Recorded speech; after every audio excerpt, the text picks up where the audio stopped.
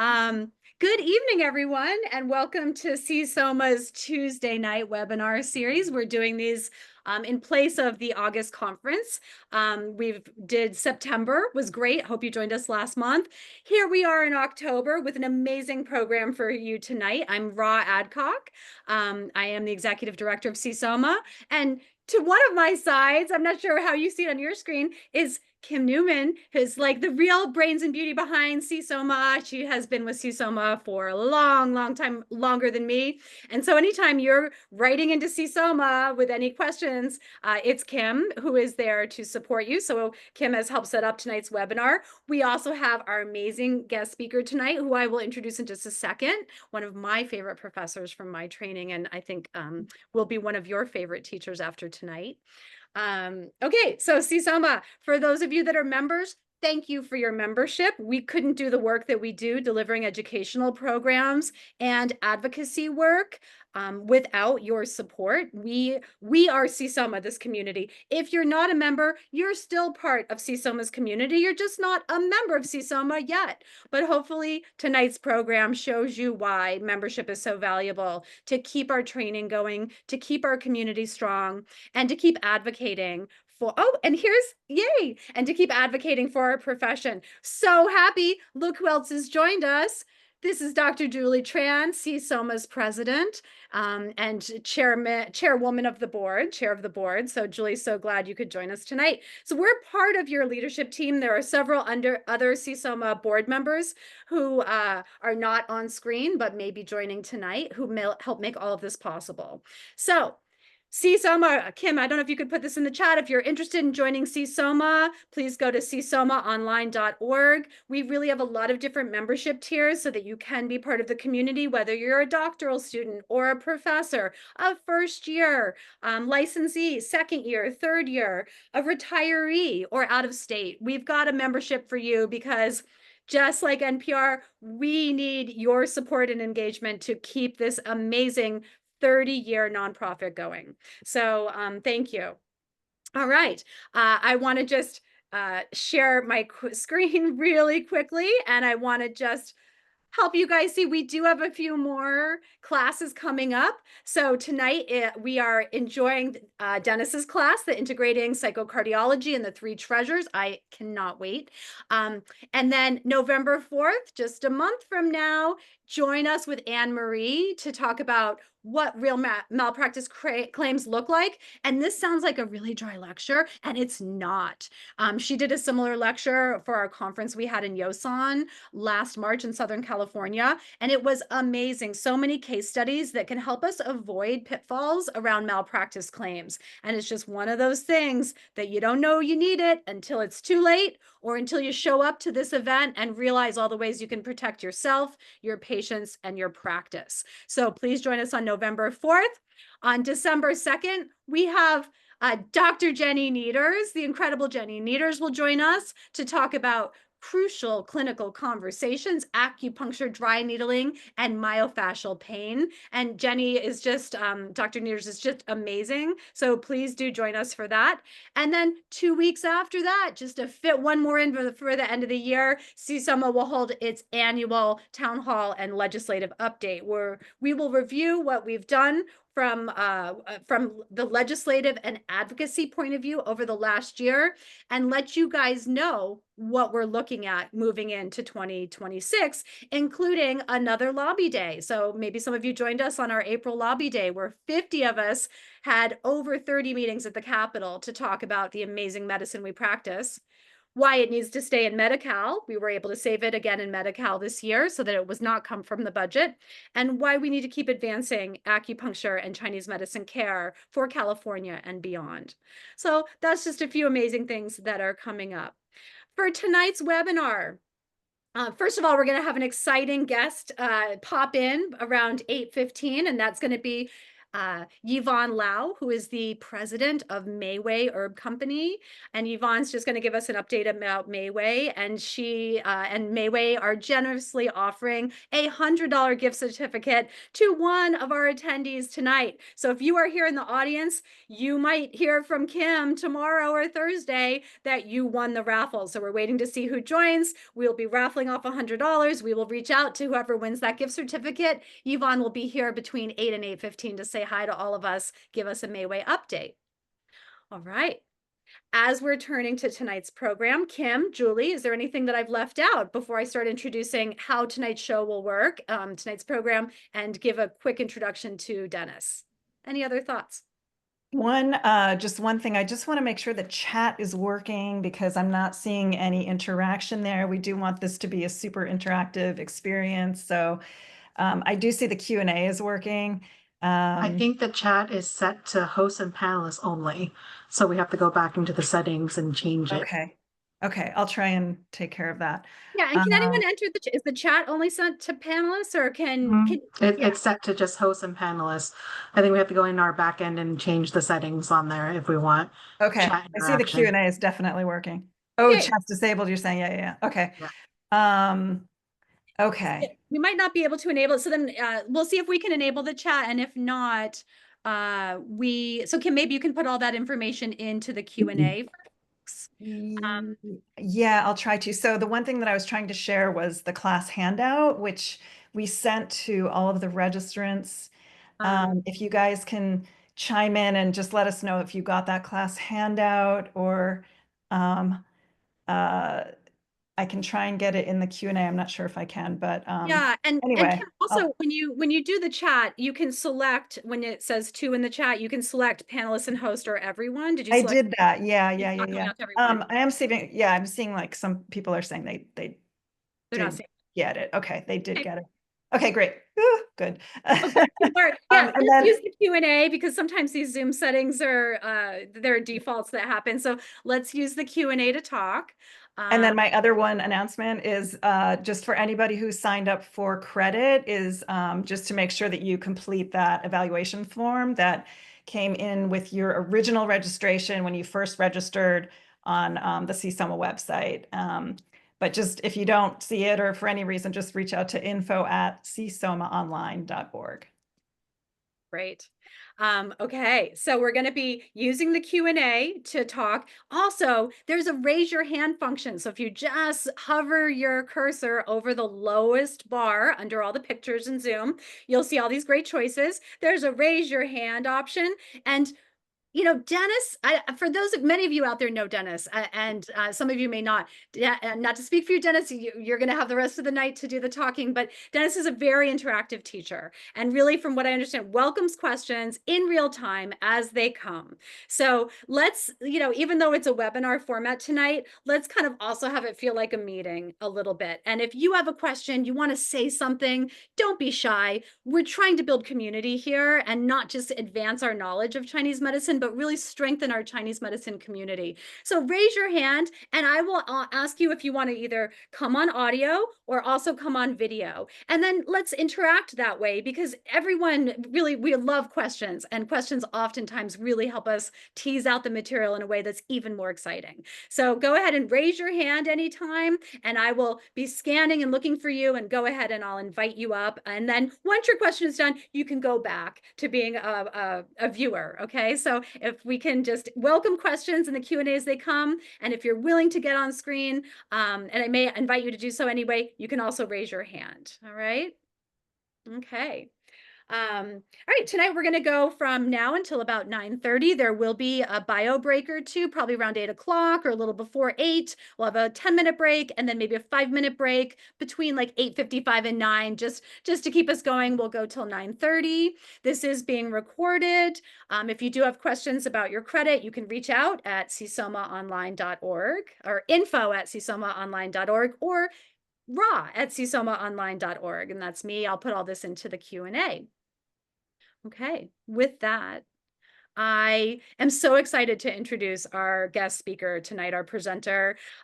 Dennis Von Elg is someone who taught a long time, and hundreds and hundreds of students, probably 1,000 or more students at AIMC Berkeley, and probably hundreds or thousands more in his private classes. For me, someone who really wanted to understand how Chinese medicine and Western medicine integrate, Dennis was an anchor for me in understanding my work and the work that I do now in the hospital, and just really brings this medicine to life with public health aspects, modern science, and such a deep, deep knowledge of our classic texts, and is just able to fuse all that together. So I'm so excited for tonight's program. With that, Dennis, I'm going to turn it over to you, and I am here to support anything that happens. So any questions, problems from you, Dennis, or anyone else, let me know. And Kim is just asking if the chat is working, and people are saying yes. So now we have the chat function working too. So we've got raise your hand, we've got Q&A, and we've got chat. So Dennis, I'm going to hand it over to you, and I'm just going to ask everyone, hey, let's build this community. Type into here where you calling in from. Okay, where are you right now watching this from, just so we can get a sense of our community. And with that, Dennis, I'm going to turn it over to you and go off camera, but I'm right here. Thank you so much. All right. Yeah, wow. Okay. Well, thank you all for joining us today. And I don't want to get into a big, long introduction because there's a lot of stuff to cover. And I do, however, want to reiterate what Rob was saying. I like to answer questions in real time.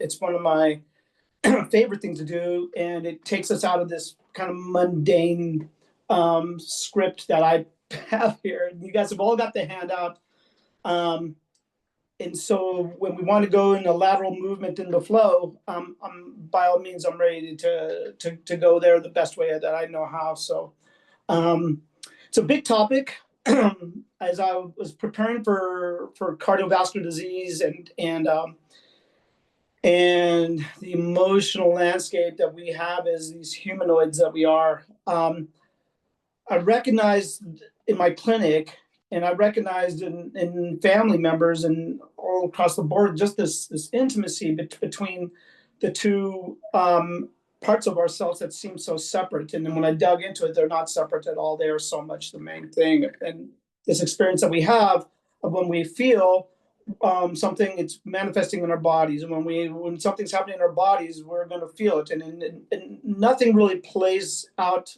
quite like cardiovascular disease, and the fears and the risks around that, and the urgency and the seriousness of that, in combination with the suffering that we have as human beings when our minds get the best of us. And when I looked at that a little more closely, I just kind of realized that 99% of our, certainly more than 90% of our suffering comes out of what our stories are in our narratives.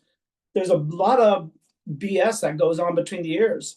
We are constantly making up scenarios, reliving things that are no longer relevant or have power. We're constantly casting our power to future or arbitrary events in a what we think is a fixed narrative. And our bodies are just responding to that in ways that are so counterproductive and break us down further. And now we're going down this spiral. And I think there's a way out. I know there's a way out. I've worked with patients and I've talked with people and I've learned so much. By the way, shout out to my teachers that are out there. I saw a couple of names of my teachers that are out there. Saw a couple of names of my patients that are out there. That I'm really just thankful to my teachers and my patients, because I do believe that they're one and the same. And that the Buddha is the person sitting in your waiting room. They're there to teach you on a selfish level. We are gaining so much from this experience. There's a tremendous amount of processes that happen when we create space, when we abandon our narratives, and we allow for this process, this beautiful relationship of practitioner and patient and teacher and student. That adventure is just incredible and priceless. So the problem, let's take a look at the problem. It's on your handouts. If you haven't gotten your handouts opened up, please do. And as I wrote in here, for nearly 100 years, CVD has been the #1 cause of death, both globally and nationally. And how did this come to be? And we're going to take a look at the Western idea around it, what their mechanisms of assessing that are, we're not going to get into too much of their treatments, but I do want to look at their diagnostics a little bit, because then we can translate into Chinese medicine speak.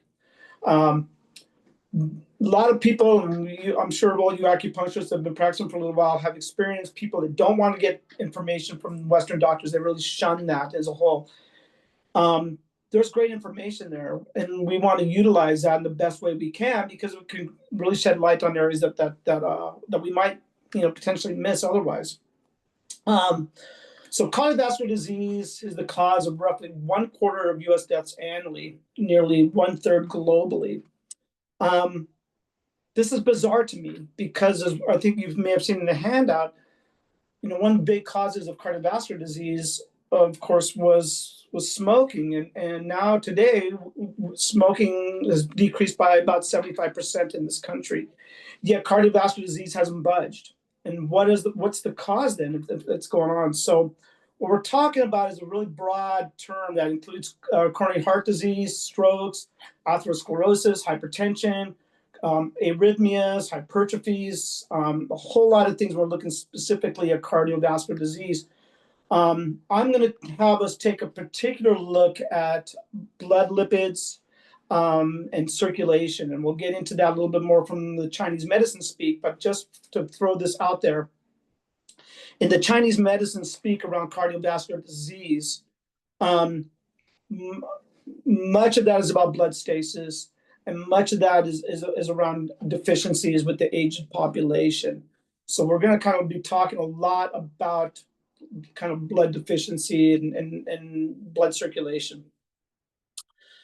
So the problem for the next generations, of which I'll probably be long gone, I know that brings a tear to some of your eyes, but is how much cardiovascular disease is occupying the U.S. health budget. And this is largely avoidable. I'm going to throw something out here, and this might be a little bit controversial to some people, but this idea that we keep hearing around healthcare in this country, that people are upset about what's happening in our healthcare system, which has got more faults than I can possibly state in this lifetime. However, I do have a thing that I do with a lot of my patients, and I will call them out when they lean too much on our healthcare system while they're at the same time not doing self-care. And maybe this is some of you, and it certainly has been me. And so when we see that the incredible taxation on our resources financially and our healthcare resources, we have to take responsibility for ourselves. And by taking responsibility for ourselves and employing self-care for ourselves, we become the very role models our patients, not only do they get to see, they need to see that. They need to see that from you. So I'm going to make an appeal right now to you folks, that if you're not taking care of yourself and you're not up in your game as the years pass by, the decades pass by, and the risks get higher and higher as you age, then you're doing a disservice to yourself, and you're doing a disservice to your patients, you're doing a disservice to the healthcare industry. So it's paramount that when we have people, and ourselves included, talking smack about the healthcare system, my question is, what are you doing for yourself? What do you know that you should be doing that you're not doing? And let's start there. Okay. So if we know the healthcare system is broken, then it places more of the burden and also the inspiration on yourself to get excited about taking care of yourself. And this is an appeal I make with a lot of my patients. I generally do it a little bit softer than I just did it here, but it's an important one that we have to make, particularly as we move forward and we want to be inspired in our work, inspired for our families, etc. So that's a whole nother thing. But the budget of the CDC is reporting, along with the National Institute of Health and the American Medical Association, American Heart Association, it's daunting. So this is a problem. So I like this quote from Dr. Dean Ornish, who's kind of the Muhammad Ali of cardiac health. He's been around for a long time. He says the other pandemic, cardiovascular disease, diabetes, hypertension, all of which are completely preventable for about 95% of the people just by changing diet and lifestyle. Absolutely. It's not only preventable, it's reversible. So when I have a patient tell me that they have diabetes, okay, it's chronic degenerative pathology, and to some extent, when they tell me they have cardiovascular disease, one of my responses is, I got good news and I got bad news. The bad news is you have diabetes or cardiovascular disease. The good news is we can reverse this. Do you want to reverse it? Do you want to take the horse by the reins, and do you want to make a change for yourself? And that question is a really powerful question. So it basically says, what do you want to do? Are you with me or against me? What do you want to do for yourself here? And by asking that fundamental question, you'll get people to make a better effort at complying with the things they need to do to improve their life's condition. Okay. As we look at it from the Chinese medical sense, we know this is a very holistic approach. We're not just dropping statins in their lap and blood thinners in their lap and saying, go ahead and you're good to go. We are taking it from a very broad approach, and that's what I want to share with you today. I want to share a broad approach that includes Western medicine analysis, that includes, we're not going to go too much in Western medicine treatments. That's a lot there with Western medicine treatments on cardiovascular disease. It's a whole nother lecture. We will go into a lot of lifestyle. We will go into to different strategies with some supplements, as well as, of course, Chinese medicine. Okay, let's look at our risk factors. Family history is the primary one. And some of the things here around family history is just, it's tough. You know, these first grouping here of family history, ethnicity, gender, and age, I put those at the top because there's nothing we can do about it. This is the cards we've been handed. And so we have to let go of that. We start from there. And it's a beautiful mantra for health and life in general, which is start where you are. Pema Chodron, I think, wrote a book about this, start where you are. So we start where we are. What's our family history? What's our ethnicity? What's our gender? Where we are our age? And that becomes the building block from that point. If we just recognize and accept and embrace where we are, man, we've started great. We're now moving into the game with a lot of mojo, a lot of strength. So next comes up all the things we can change. Certainly smoking, food choices, habits, alcohol. These are all going to perpetuate this problem. I'm going to share with you right now actually something that a conversation I had that was quite profound for me. About a year and a half ago, if you've heard this story, in fact, most of you have heard at least a few of my stories, so I apologize for that. If you heard this story, I apologize. About a year and a half ago, I went to a little gathering, and I ran into a guy I haven't seen in like 35 years or something like that. And we started talking. I said, what have you been doing in life? And he says, oh, I've been a hospice nurse for 30 some years. And I said, wow, I was completely taken by that commitment and having such a noble cause that you dedicate your life to. And so I asked him, I said, so can you just do this? Can you just give me one thing that you've learned in dealing with the death and dying, or dealing with this process of declining health, et cetera, and the end of life? And he thought for a minute and he said, this is what I've learned. I'm not sure there's a difference in terms of longevity between people who exercise and eat really well versus people who eat poorly and don't exercise. But what I can say is that the people who exercise and eat well die faster. And of course, I went, wow, die faster. That doesn't mean sooner. That means when their body was time to go, they went quickly. They didn't start dying at 50 years old into this slow, painful, one more problem after another until they can't put their pants on. Okay, they were able to touch their toes, go for a run, play with the grandkids. They were able to reach up and grab that bowl off the top shelf. They were able to golf or play tennis. They were able to do all these things because they were able to take care of themselves, eat well, and reduce the risk factors that not only were about death or life, but were about just the quality of their life. And so this is an appeal that we see. And I know every one of you have seen this, whether you're an acupuncturist or not. You've seen it with your patients. You've seen it with your family members. You've seen it with yourself. And if you're not taking the measures to make that reversal, it's a hard road to travel.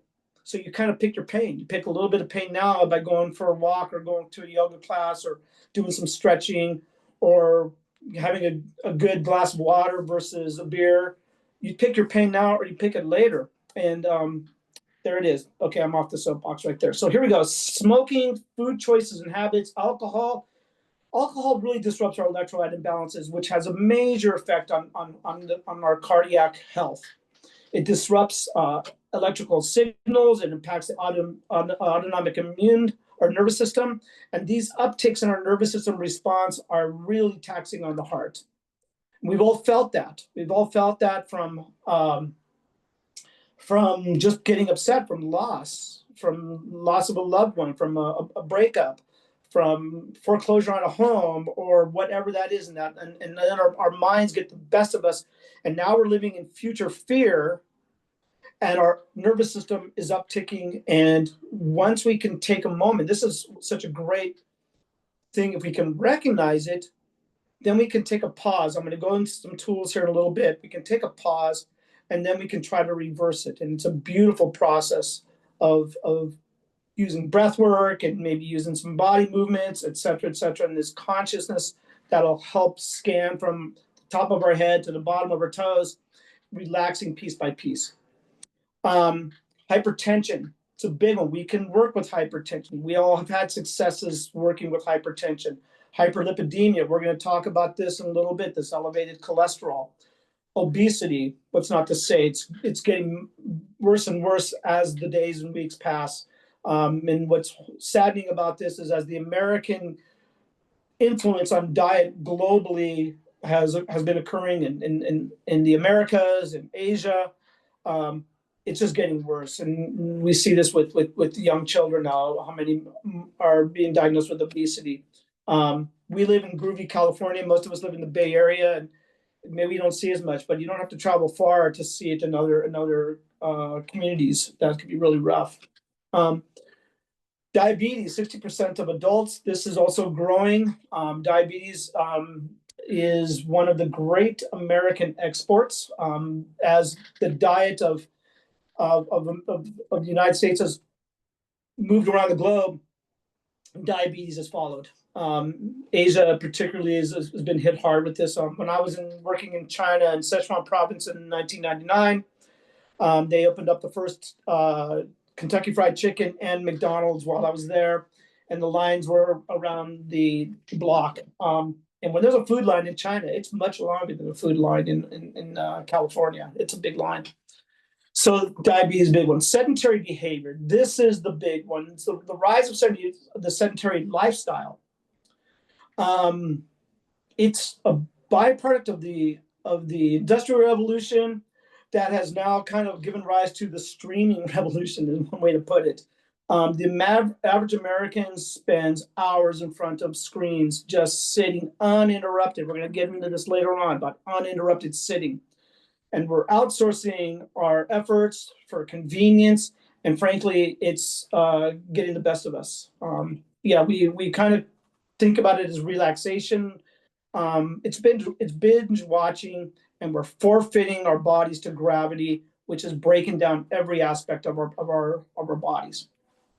All right, another one here is sleep irregularity. This is a tough one because the studies have shown that sleep's influence on cardiac health and on psycho-emotional health. It's not always about how much sleep you get. It's about how regular your sleep is, particularly around cardiac health.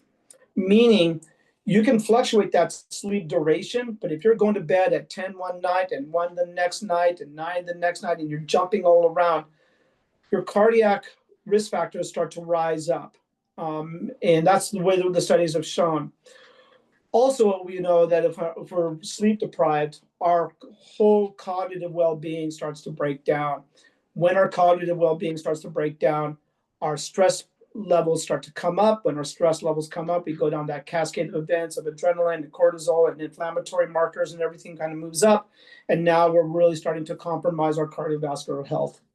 So And then we go to stress and conscious states, and we're going to get into conscious states in a little bit here. So hang on. All right.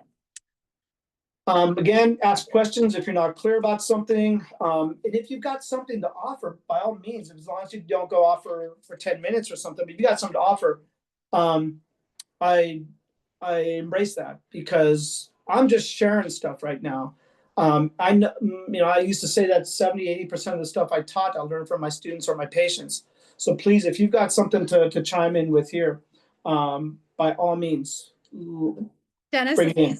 perfect time. I noticed that Tracy Richardson, so glad to see Tracy in the audience here. Tracy just had a question, I think a clarifying question. Tracy, I gave you permission to talk. I'm going to ask you to unmute. I'll do that. There we go. So you actually addressed that issue, but I have read and seen that alcohol contributes to lack of sleep.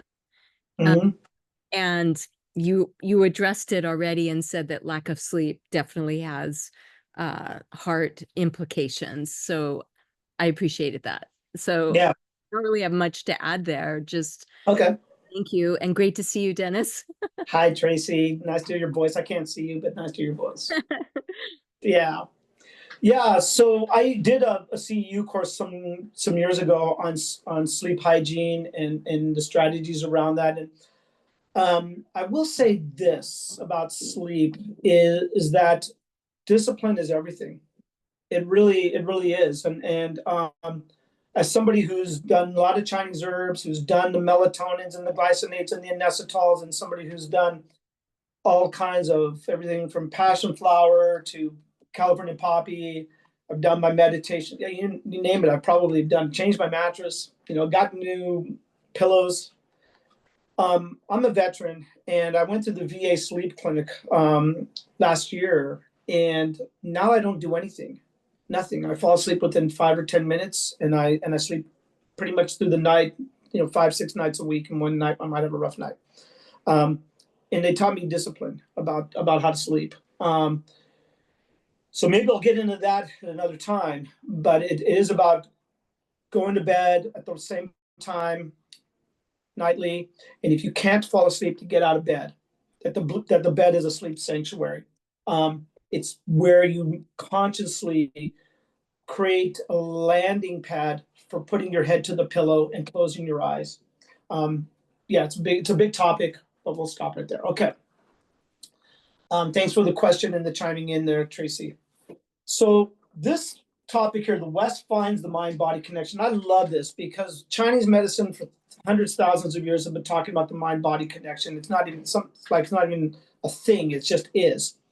But I want to kind of just look at this from our little history we have, which is this idea that back in 129 to 216, Galen, the Roman Greek philosopher and physician, he made this discovery that the liver is a source of blood. Chinese talk about this too. The heart is simply a conduit rather than a pump. He didn't get this pump part yet. So blood moves through the septum via unseen pores. Didn't quite get that right, but he got the concept. And blood was cleansed from sooty vapors in the lungs.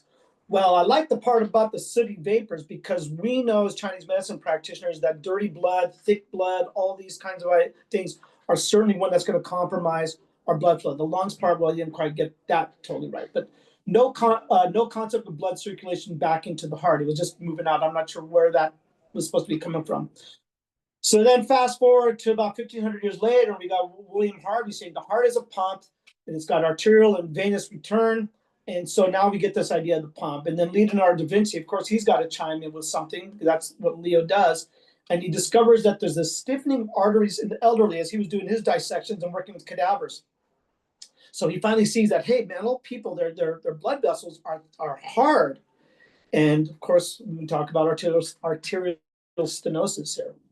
So then this guy, Felix Marchand, comes in 1904. Blood lipids cause arterial stiffening and obstruction. Bingo, Felix nails it here. He coins the term atherosclerosis. Now we're on to something here. This is preventable, and we're going to learn today some things on how to work around this.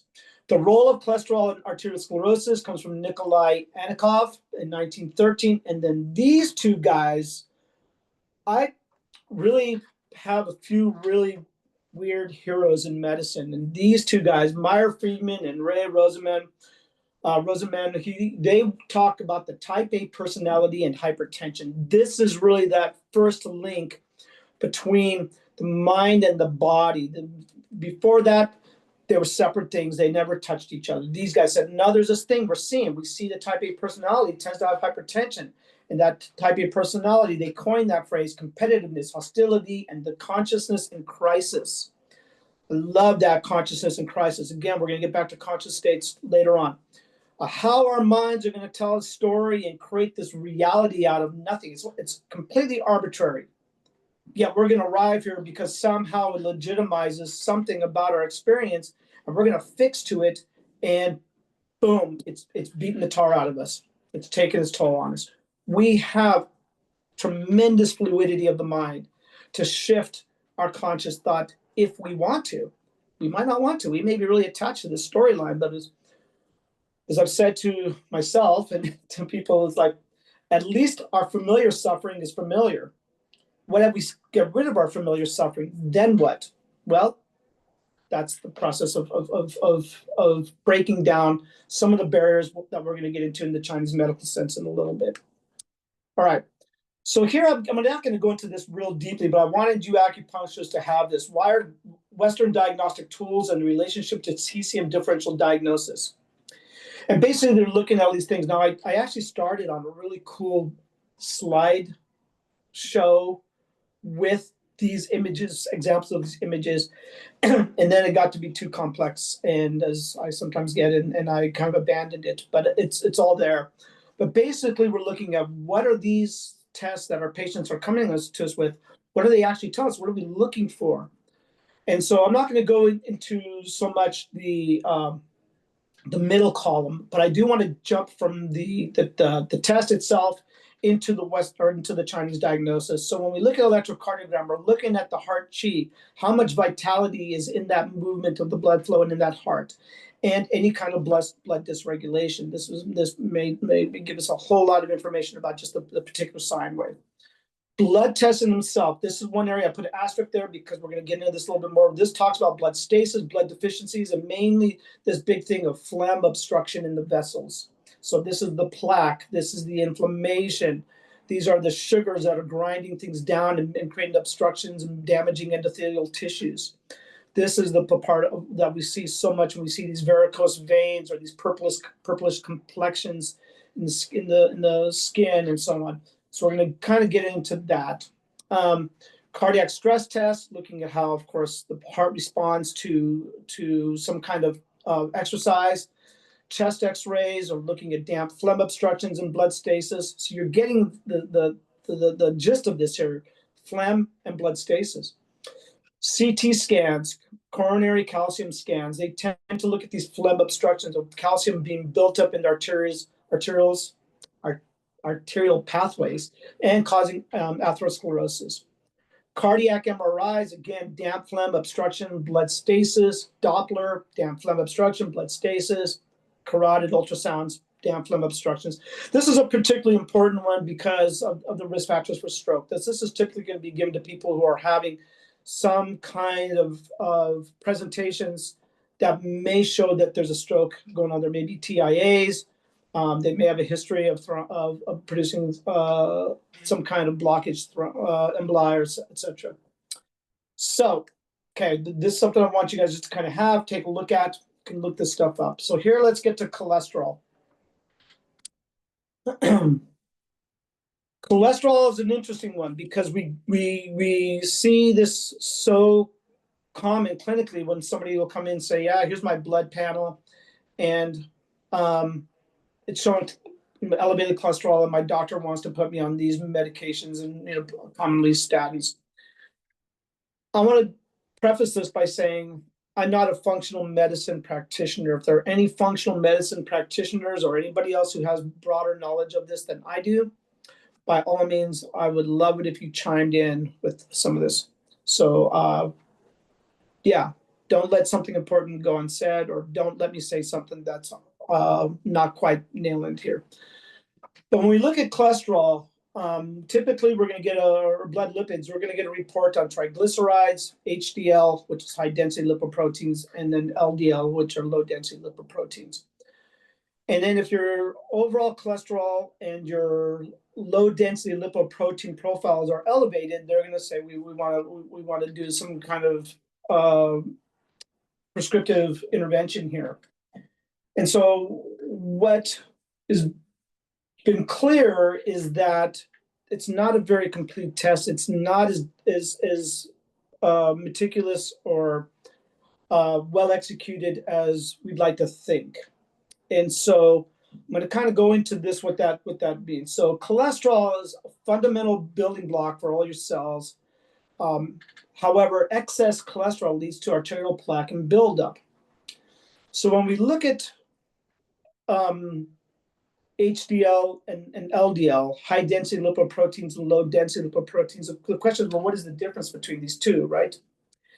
And so by density, the density is referring to the relationship of proteins to fats. We're talking about lipoprotein, fat protein. So the density of the protein to the fat. So a high density lipoprotein has more protein, a low density lipoprotein has more fat. That's kind of the differentiating factor between the two in simplified form. Okay. So these little different lipoproteins, they're basically these vehicle transports of cholesterol to get cholesterol as building blocks into cells, etc. So the purpose of a high density lipoprotein, which is really cool, is that they're kind of like little scavengers, that they move through the blood vessels and they kind of eat up excessive cholesterol and plaque.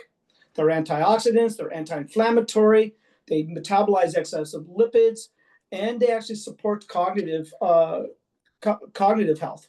Okay, and so these high density lipoproteins, we like these. These are the good guys. We like these proteins doing all this fantastic work. The low density lipoproteins are prone to building up deposits of cholesterol. Okay, particularly in the arterial walls.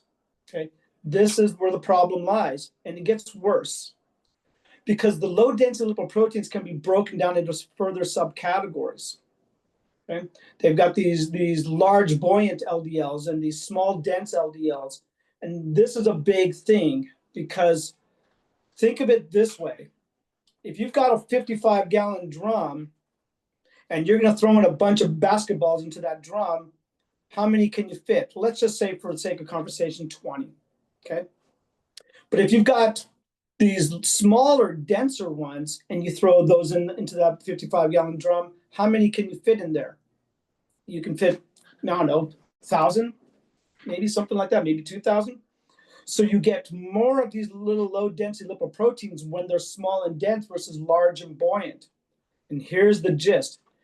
Whether they're big or whether they're small, every one of them has one apolipoprotein B attached to it. So apolipoprotein B, it's a sticky atherogenic protein compound, which is present on each LDL particle. Everyone, whether they're big or small, they all get one. The purpose of them in health is that they allow these cholesterols to bind up to cells so that the cell can utilize the cholesterol as a building block. But when you have them attached to these low density lipoproteins, they attach to the arterial wall and they start gumming that up. And because they're literally sticky, they start gumming up to each other and on top of each other, before you know it, they've built this wall of a narrowing of the arterial pathways, a stiffening of that, there's plaque, and the plaque can sometimes break off, and now we've got a clot, and the clot can do what clots do, which is cause strokes and so on. So there are two numbers here I want you to really pay attention to here. When we look at cholesterol, when we see it, we may see something that the low density lipoprotein is high, but that's an incomplete story. What we want to know is how much ApoB is actually in there and how much LDLP, those are the particles. When we have the 55-gallon drum, we might have 20 particles if they're the size of a basketball, but when they're size of a ping pong ball, you've got thousands of them. Every one of them gumming stuff up, right? So the LDL-P at the top there, long cholesterol, that P stands for particles. They're telling you how many LDL particles are in the blood. The more of those, that's a big risk for a cardiac event. The more ApoB, that's a big risk for a cardiac event. And that's the takeaway that I want you to have here. Okay, so just know that's not overall cholesterol, and it's not really just LDL. It's what are those two doing? Because somebody can have a high level of low density lipoproteins, but their LDL-P and their ApoB are quite low, and their risk factors are quite low. On the other hand, somebody can have a fairly low density lipoprotein profile, but the LDL-P and the ApoB levels are high. They are at a much greater risk. Okay, I'm going to stop right there for a second. Any questions on that? If not, I'm going to assume you all got it, and you'll be able to explain this verbatim to your patients, maybe better than me. Okay. I'm not seeing any questions right now, Dennis. Okay, awesome. Okay, so let's say that you've got this LDL-P, and by the way, I'm going to just kind of share with numbers. I don't know if I put this in here. The LDL-P, the numbers is preferred to be under 1,000, and I can't remember the actual measurement on it of 1,000. The ApoB is preferred to be under 70. I think it's mmol per deciliter, whatever that is, that number. Americans are sitting around 90, the average American. Most of the industrialized nations sit around 90 to 100. But there are a few communities or areas around the globe where they have dropped it down well below 70s. Some of the Asian countries, some of the Danes, yeah, the folks in Denmark have it quite low. Different cultures have their ApoBs and their LDL-Ps quite low. And a lot of that's going to be about their diet. Some of it's going to be genetic, etc. But you can work to get these ApoBs and LDL-Ps down. You can ask your doctor. As a veteran, I've asked my doctor to test these, and I just had them tested. I had them tested last year. They looked pretty good. I want to see where they are now. So looking at these numbers is going to be of great benefit in terms of forming strategies. If you have somebody saying that their statins they're being recommended to have statins because their LDL is high or their total cholesterol is high, you can explain this to them and say, this might be a question you need to ask. Now, it's outside the scope of our practice to tell them what to do around their statins, give a thumbs up or a thumbs down. Both we don't do. It's outside our scope. But we can help them revisit the topic with their doctors. What's the best thing for them? And I think that that's our medical duty to do that. Okay. All right. Any questions on that? That was a blitz through cholesterol. Thanks, Julie. The LDL-P, LDL-P, the low density lipoprotein particles, that should be below 1,000. Okay, that's the preferred thing. A lot of people will see it around between 1,000 and 1,300. You can go much higher. Yeah. Okay. I think right now is a good time. It's 7:49. We can take a break here. Sound good? All right, everybody, shake a leg for 10 minutes. We'll start right back up on the money at 8 o'clock. All right, everyone. See you at 8. Go get a tea or a snack. More to come. Thank you, Dennis. Yep.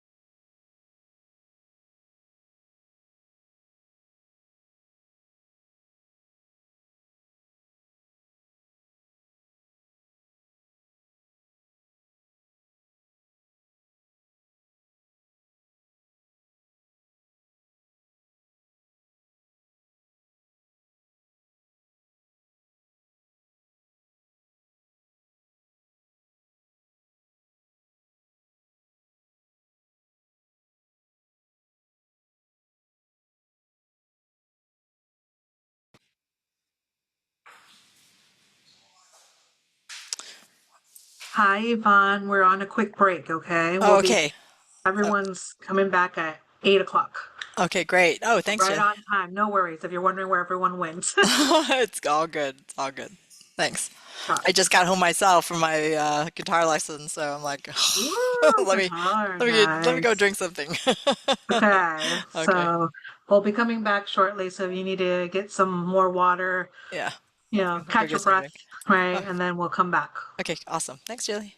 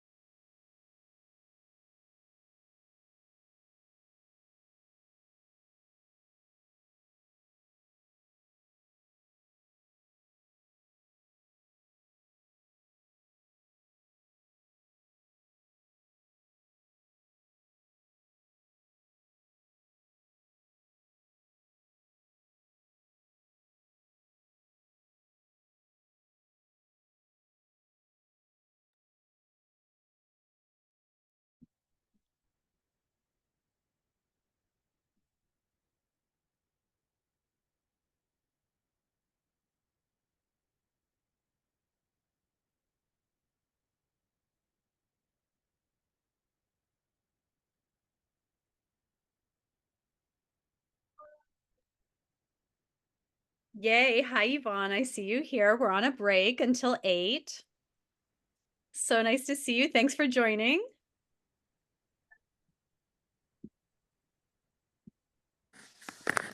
Hi, Ro. I was just texting you, but okay, I guess don't Oh need to yeah, text you. perfect. We're on a break. Yeah. Yvonne, this is Dennis, our speaker tonight. Dennis, I don't know if you know Yvonne Lau, the president of Mayway. Hi there, Hi, Yvonne. Dennis. Nice to meet you. Nice My to meet favorite you. Yeah. I'm good, thank you. So that your timing is perfect. We're on a break for another 3 minutes. So when we come back, how about we turn it over to you for 5 minutes, and then we'll turn it back to you, Dennis, to finish out the night. Yeah, honestly, I'm not even sure I need 5 minutes. So we're just supposed to, like, as if we were at our booth, right? I mean, it's just introducing who we are. Is that all we're supposed to do? Okay. Yeah, whatever you want to share. We're about 30 tonight. And this is also being recorded and will be shared with another 30 plus people. That's great. So the message will go out. We did let everyone know that you'd be joining us. So whatever you want to share, and we'll just give you the floor for a few minutes. Oh. Whatever I want to share, that's interesting. Well, I Wow, won't talk about politics, and I will not Right. talk about state of our economy or anything like that. But Dennis no. talking about the heart and the Shen, and at least that's we've been looking at kind of a Western point of view of heart pathologies and disease making habits or health building habits. So that's where we are so far. Oh, that's wonderful. So yeah, so like 2 more minutes. Okay. So sorry, and how long is the class going to continue for? It goes till 9:30. We started at 7, so it's a 2.5-hour lecture. Wow, you must be exhausted, Dennis, or maybe it energizes you to teach. Yeah, the latter. Yeah. Oh, that's wonderful. That's wonderful. Definitely. Yeah. Yeah. Well, I was at a guitar lesson, otherwise I would have been watching Good you. for you. Lucky. Yeah, I mean, what interrupt song your are you guitar going to lesson. play a song for us? Come on. No, it's like Yeah, my third lesson ever. I'm like strumming. Well, you can play Country Roads. That's a good song. Why? Is it just like 3 chords or something? Over and over again. Yvonne, I just bought a bass. So like you would start a girl band, huh? Oh, girl band. Wow, so you actually really know how to play a guitar, huh, Ra? Good for you. No, Oh. I'm learning. I just want to keep growing. So Oh, wonderful. Yeah, Well, I bass thought- guitar seems like you. I'm on an acoustic, but bass guitar, that is you. I think I'll just need a reason to wear crazy outfits and wigs on stage in 5 years. Yeah. So anyway, I know we have some musicians in the audience. I know a few of these folks play instruments here. So Oh, there should be a band like at like TCM Pacific band. Symposium, yeah, or something. You need a You know? symposium band. That's a great idea. Yeah. I mean, when I was at Burning Man, there's the they call it the Black Rock Philharmonic, and so these musicians from all over the world, get together and they play symphony music, and it was amazing out in the desert. And at the end of it, they played Bohemian Rhapsody, and we all sang in the desert under the open sky. It was beautiful. Thousands of people singing Bohemian There's a Rhapsody. version of Bohemian Rhapsody from Italy, I think, that's circulating on social media where people, have you seen that, where people pop out from windows and down Oh on my the gosh, riding up on no. bikes, and it's kind of like staged, but also like all these people just like, whoa, all the tourists in this area. It's a really good video. Oh, I'll have to look that up. That sounds amazing. All right. Well, actually, we're back. So it's 8 o'clock. So we just chatted ourselves right through the end of the break and right into a special guest visit. Hey, welcome back, everyone. I hope you had a nice bio break. Get up, as Dennis is saying, move your legs, stretch your body. It's good, even if I know most of us are not working at desks, but on the days that we might be, set that alarm. Make sure you're getting 10 minutes every hour to let your eyes look far away, stretch, make your liver happy, move and circulate your blood. Sitting is the new smoking, and smoking, so don't sit. All right. So anyway, thanks you guys. So tonight, as promised, we have a special guest, and this is really one of my favorite people too, Yvonne Lau, president of Mayway Herbs. I know we all know and love Mayway, such a huge contributor and community builder in our profession. And Yvonne, I'm just going to take a second. When I'm not the executive director of CSOMA, I am the director of pediatric integrative medicine for UCSF. And I have had the amazing fortune to partner with Yvonne and some colleagues from the Osher Center of Integrative Health to create the first curriculum in herbal medicine for UCSF pharmacists and medical school students. Yvonne, I don't know if you saw, our course was just accepted today. We've won grants to support this. The course is accepted into the curriculum. We will be teaching pharmacists and medical students early on in their training, pharmacy students, med students, about how to be respectful and knowledgeable about the fact that their patients are very possibly taking herbal medicine, and how to be respectful, how to ask the right questions, how to know when it's an issue and when it's not. And we're trying to promote interprofessional communication, give them databases so they understand, teach them how to reach out and talk to us if their patients are taking herbal medicine, versus just saying, what is that? You should get off that, right? So often doctors and pharmacists are not asking those questions. And if they are, they're sometimes dismissing the therapies we're prescribing. We're looking to break that down. And so we've been partnering for the last year, doing tours of Chinatown. We'll be doing tours of Mayway, tours of the Berkeley Botanical Gardens, and then giving them a very robust group of lecturers who are experts in this medicine. So we're really excited about that. And that just shows, again, what an amazing partner we have for this medicine in both Mayway and also Yvonne and her family. So Yvonne, thanks for joining us here tonight. I'm going to give it over to you to talk up Mayway, and also please do talk of the fact that Mayway is giving a $100 gift certificate to some lucky person in the attendees tonight. Aw, you're sweet, Ra. So gosh, I don't know how many of you know Mayway, but we are technically I'm a fourth generation, this is a fourth generation family business. My parents in America, though, they started Mayway in 1969 in San Francisco, Chinatown, where I grew up, in the store, running around. And it's just been such this incredible journey for us, starting as a small retail shop in San Francisco to being an importer and wholesaler, to you all, to the community here. And I just am so grateful that we're still around, number one, but that also that our growth has allowed us to be more, how can I say it, just reaching out to the community, like doing this project with Raw, for example, versus kind of me being chained to my desk and just trying to sell stuff. Of course we need to sell stuff. We need to stay in business, but we have so many other interests. Like I also sit on the board of a wildlife protection nonprofit where it's focused on TCM. So what, the work I do with them is about saving pangolins and, all these other endangered species that are being used in TCM in other countries. And so, I just love that being part of this family business, of this longtime family business, has given me the freedom to do other things that I'm passionate about, and so of course, we sell stuff. We sell tea, pills, tablets, herbs, extract powders, and all of that. But again, and if you're not a customer, it's perfectly fine. I do hope that you can subscribe to our newsletter, though, because our newsletter has so much information in it that's not marketing. I mean, we try to educate on some formulas now and again, but a lot of it is about TCM or about how Western medicine, diseases overlap with TCM, like inflammation or insomnia or menopause or ED or whatever. So we have a lot of educational stuff that you can also dip into. We have a great podcast, which at this point has over 160 episodes by different teachers, whether it's Susan Johnson or Will McLean or just Sky Sturgeon, our own Sky Sturgeon, who is amazing. There's just so many different voices in our podcast that I hope you can avail yourself to it. And I guess, yeah, I'm just grateful to everyone here for still believing in the medicine, first of all. But yeah, I guess that's all I have to say, Rob.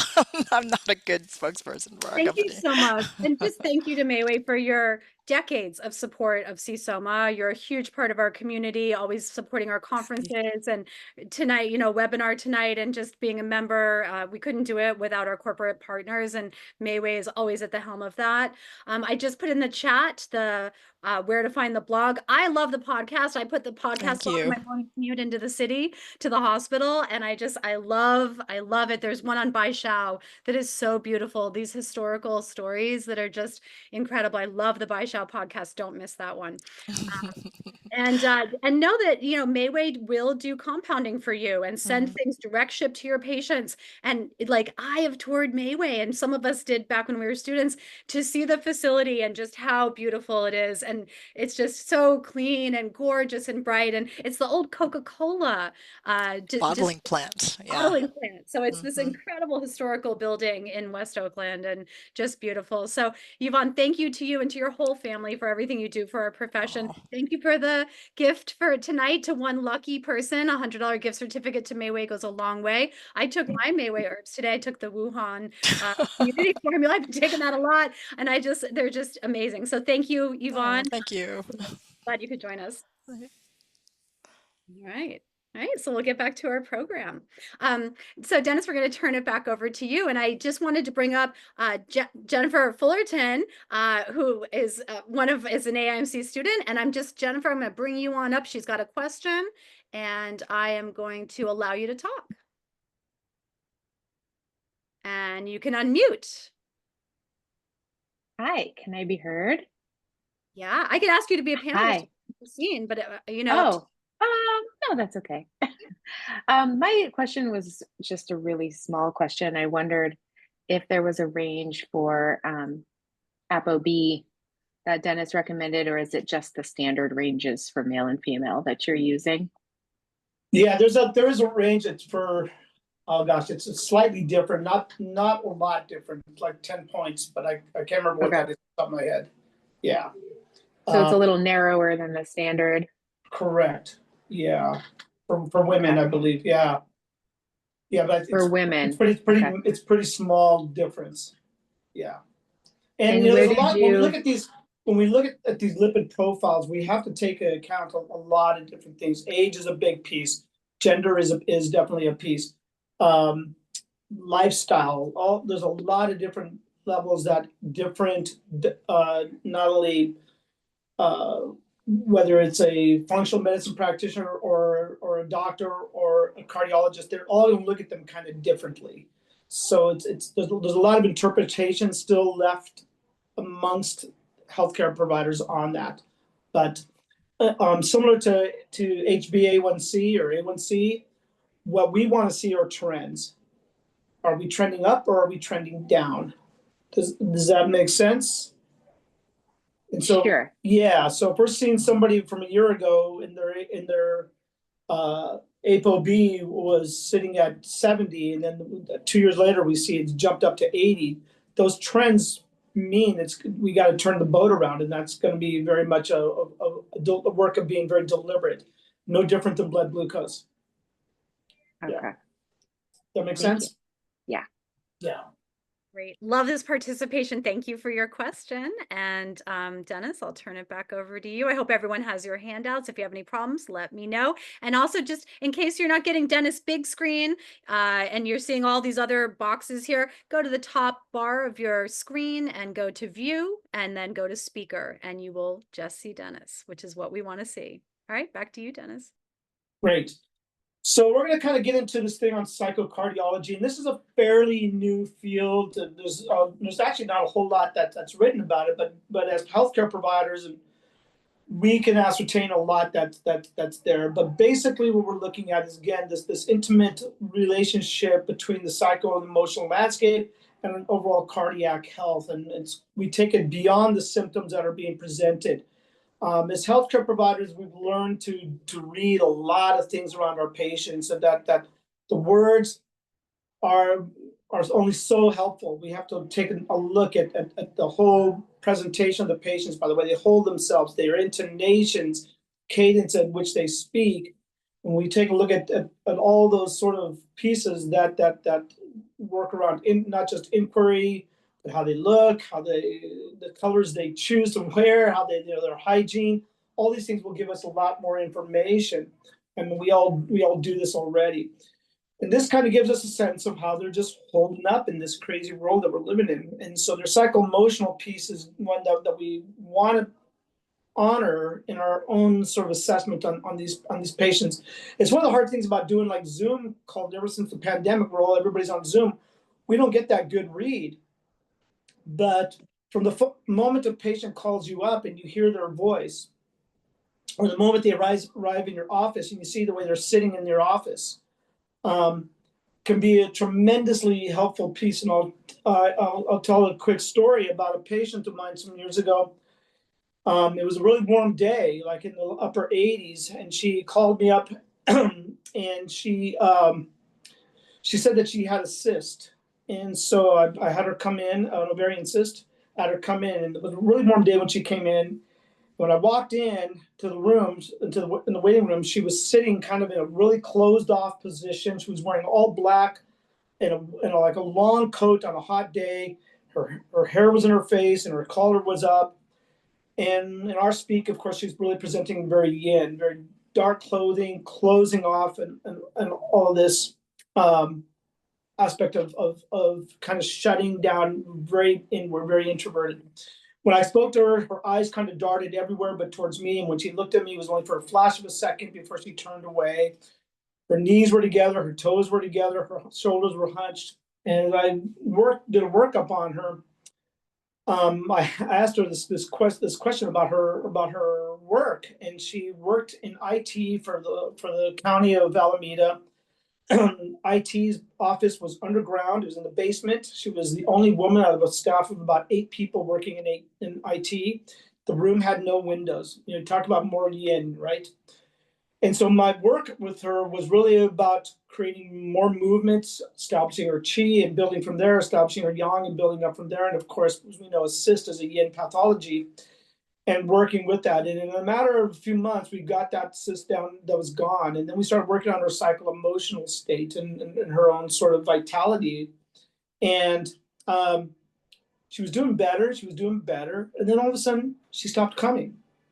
And I reached out once or twice. I just wanted to check in. I didn't hear back. And I thought, okay, well, that's where she's at.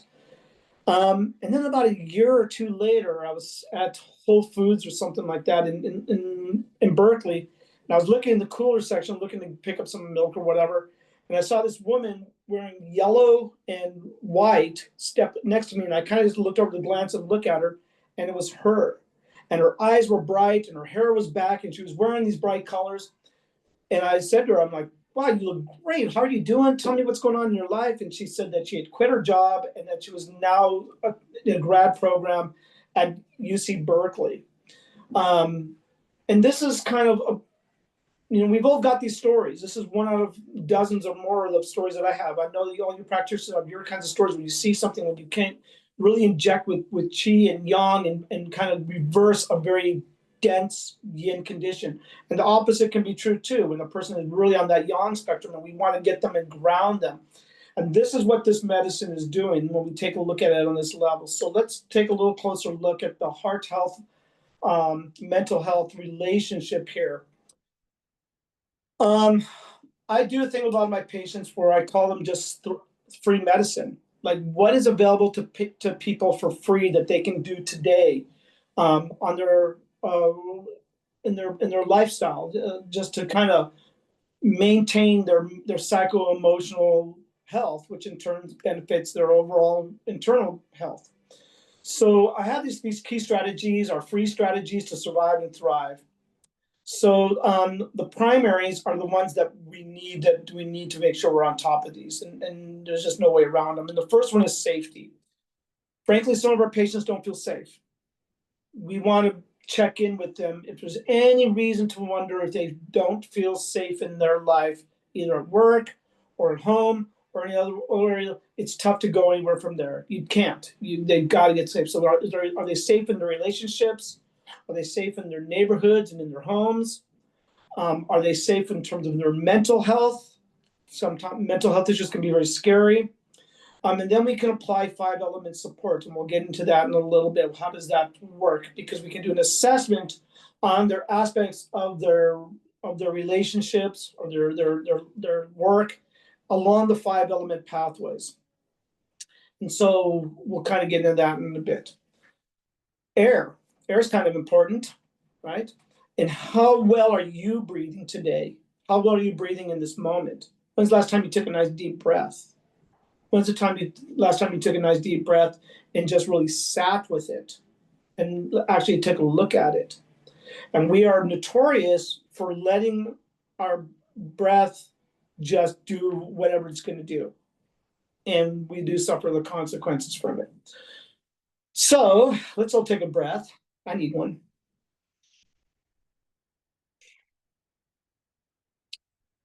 And there's a lot of great things we can do.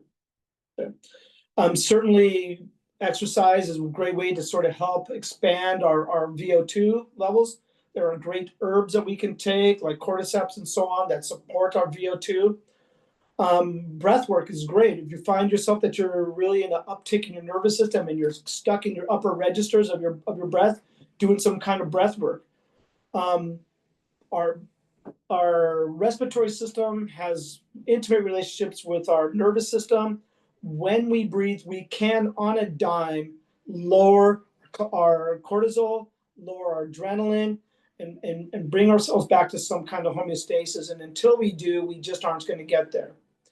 And so I use this thing called one conscious breath. And the quote is that one conscious breath, or let me start. One conscious inhalation followed by one conscious exhalation equals a meditation. So when people say to me, I don't have time to meditate, or I don't know how to meditate, we hear this a lot. This is one way to start it. Just one breath. You can do it at a stoplight. You can do it while standing in the grocery line. You can actually do it while you're brushing your teeth and still take that breath. You can do it while you're waiting for the water to boil. You can do it in the middle of a conversation without the person even knowing that you're kind of going inward and you're recentering, you're recalibrating your body. One breath, that's all it takes, and things change on a dime. You take 2 or 3, you got some serious money there, right? So this aspect about breath work and being in touch with that is a very beautiful way to practice all throughout the day, and anytime you want. And one of my somatic yoga teacher, by the way, is in here. Hi, Rachel, out there.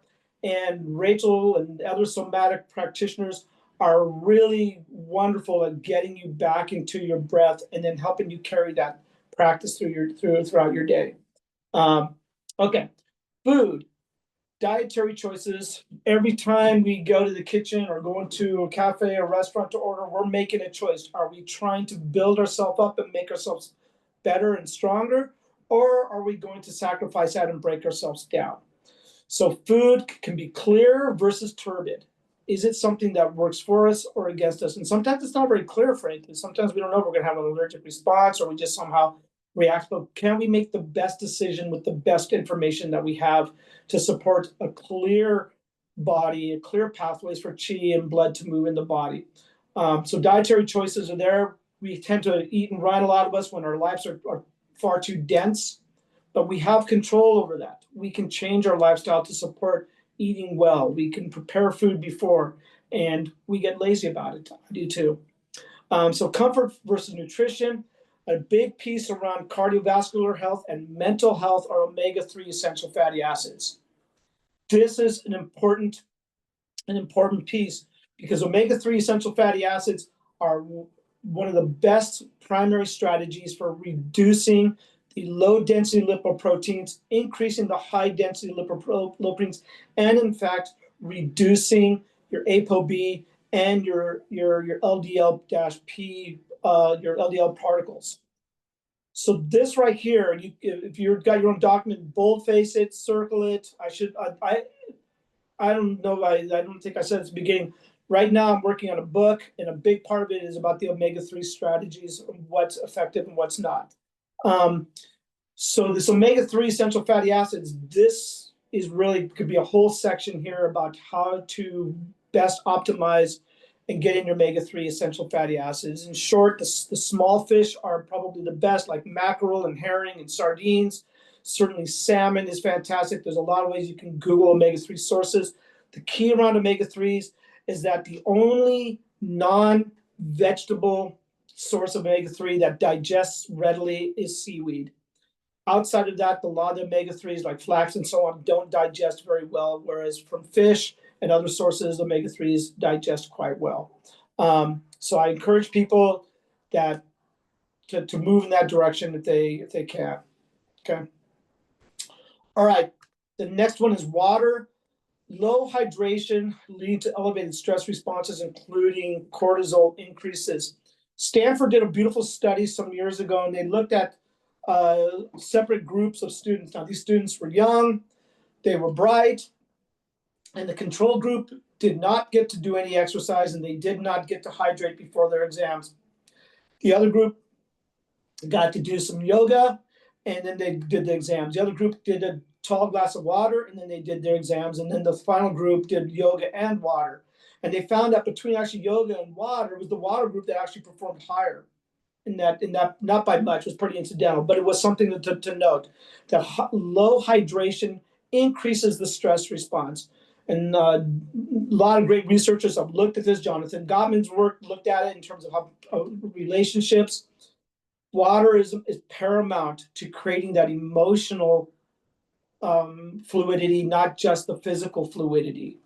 So if you're going to go into a difficult conversation with somebody, or you're feeling an uptick in your nervous system and you're starting to ruminate and you're starting to get fixed in your thoughts, start off with a nice glass of water, assuming that you're safe, assuming you can breathe well, assuming that you got food, and assuming that, well, there we go. That's it, right? And the last one here is sleep. Irregular sleep was strongly associated with higher MACEs, which is the major adverse cardiac events. We talked about this a little bit ago. Irregular sleep was strongly associated with higher major adverse cardiac event risk. And adequate sleep duration was not sufficient to offset these adverse effects among irregular sleepers. This is from a study of 72,000 participants published in the Journal of Epidemiology and Community Health. That says a lot. So get to sleep. Basically, what they talk about in terms of sleep is within about 15 minutes of the time. So if you're at 10:30, you can go to bed at 10:15.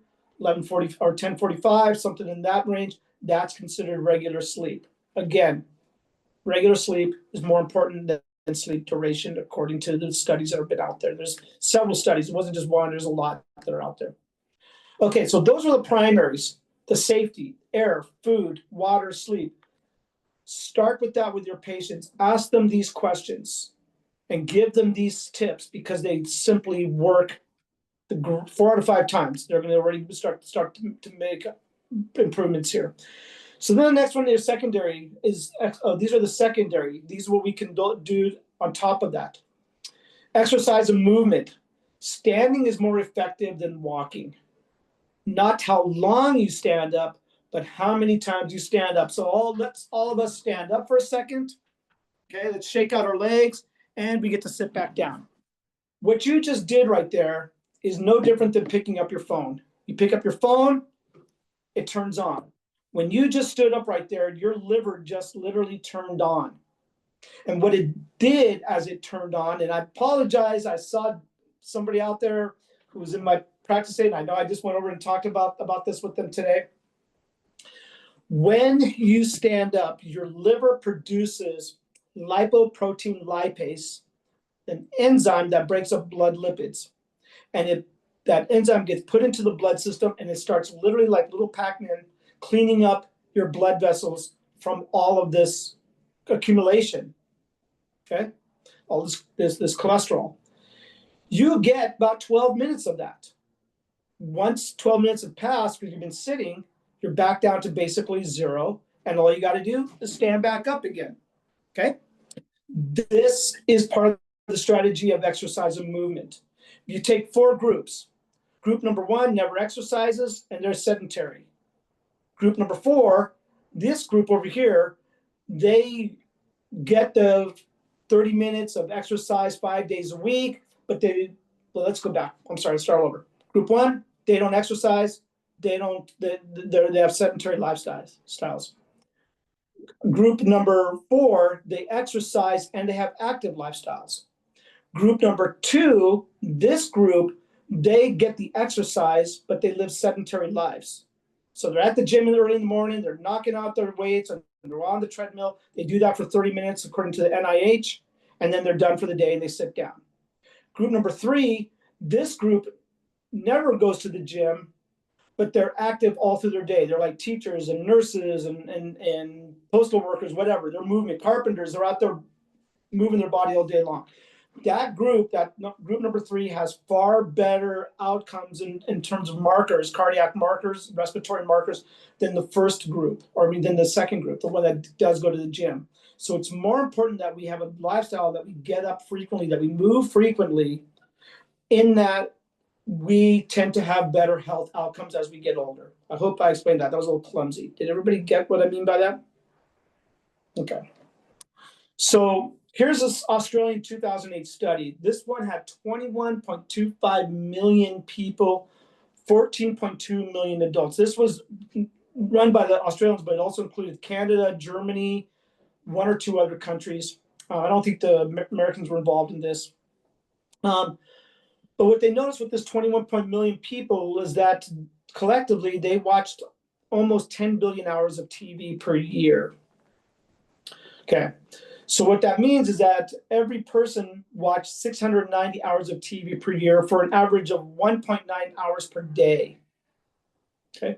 So adjusting for obesity, cigarettes, alcohol, waist circumference, etc., for every hour of TV watched after the age of 25, life expectancy dropped almost 22 minutes. I'm going to say this again in a different way. Since you were 25, for every hour that you sat watching TV without getting up, you've lost an estimated 22 lives of your life expectancy.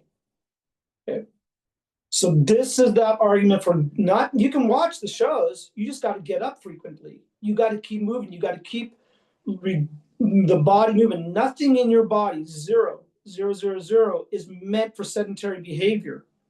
All of it, your joints, your tendons, your organs, your ligaments, your blood flow, your respiratory system, your kidney function, everything is meant for a degree of movement. Doesn't have to be, running 3 miles in 30 minutes. It just has to be that you're continually in some level of movement. This is what this study is talking about here. Okay. Meditation, Zen, Nichiren, Vipassana, Qigong, Tai Chi, yoga, guided meditations, open meditations, transcendental listening meditations, some kind of capacity to take all that stuff that we put out in the world and put it back in and get kind of real with ourselves a little bit. And just frankly, all of these are different ways of just listening, right? For those of you that don't meditate, just listen. That's all you got to do. Just sit down and just listen. When your mind wanders, not if, when it wanders, just go back to listening. And just be with that for a minute. For one great meditations out there, you can find this on Spotify. Alan Watts does beautiful guided meditations, like 10 or 12 minutes. It's called listening, right? Find something that works for you. There's all kinds of beautiful ways to work into a place where we work on our perspective and get out of our expression. I'll say that again. We work on our perspective and out of our expression. I think that particular piece right there is one of the snags that we have in our mental health, is that we are really attached to expressing ourselves to the world, but we're not willing to go inside and look at our own perspective.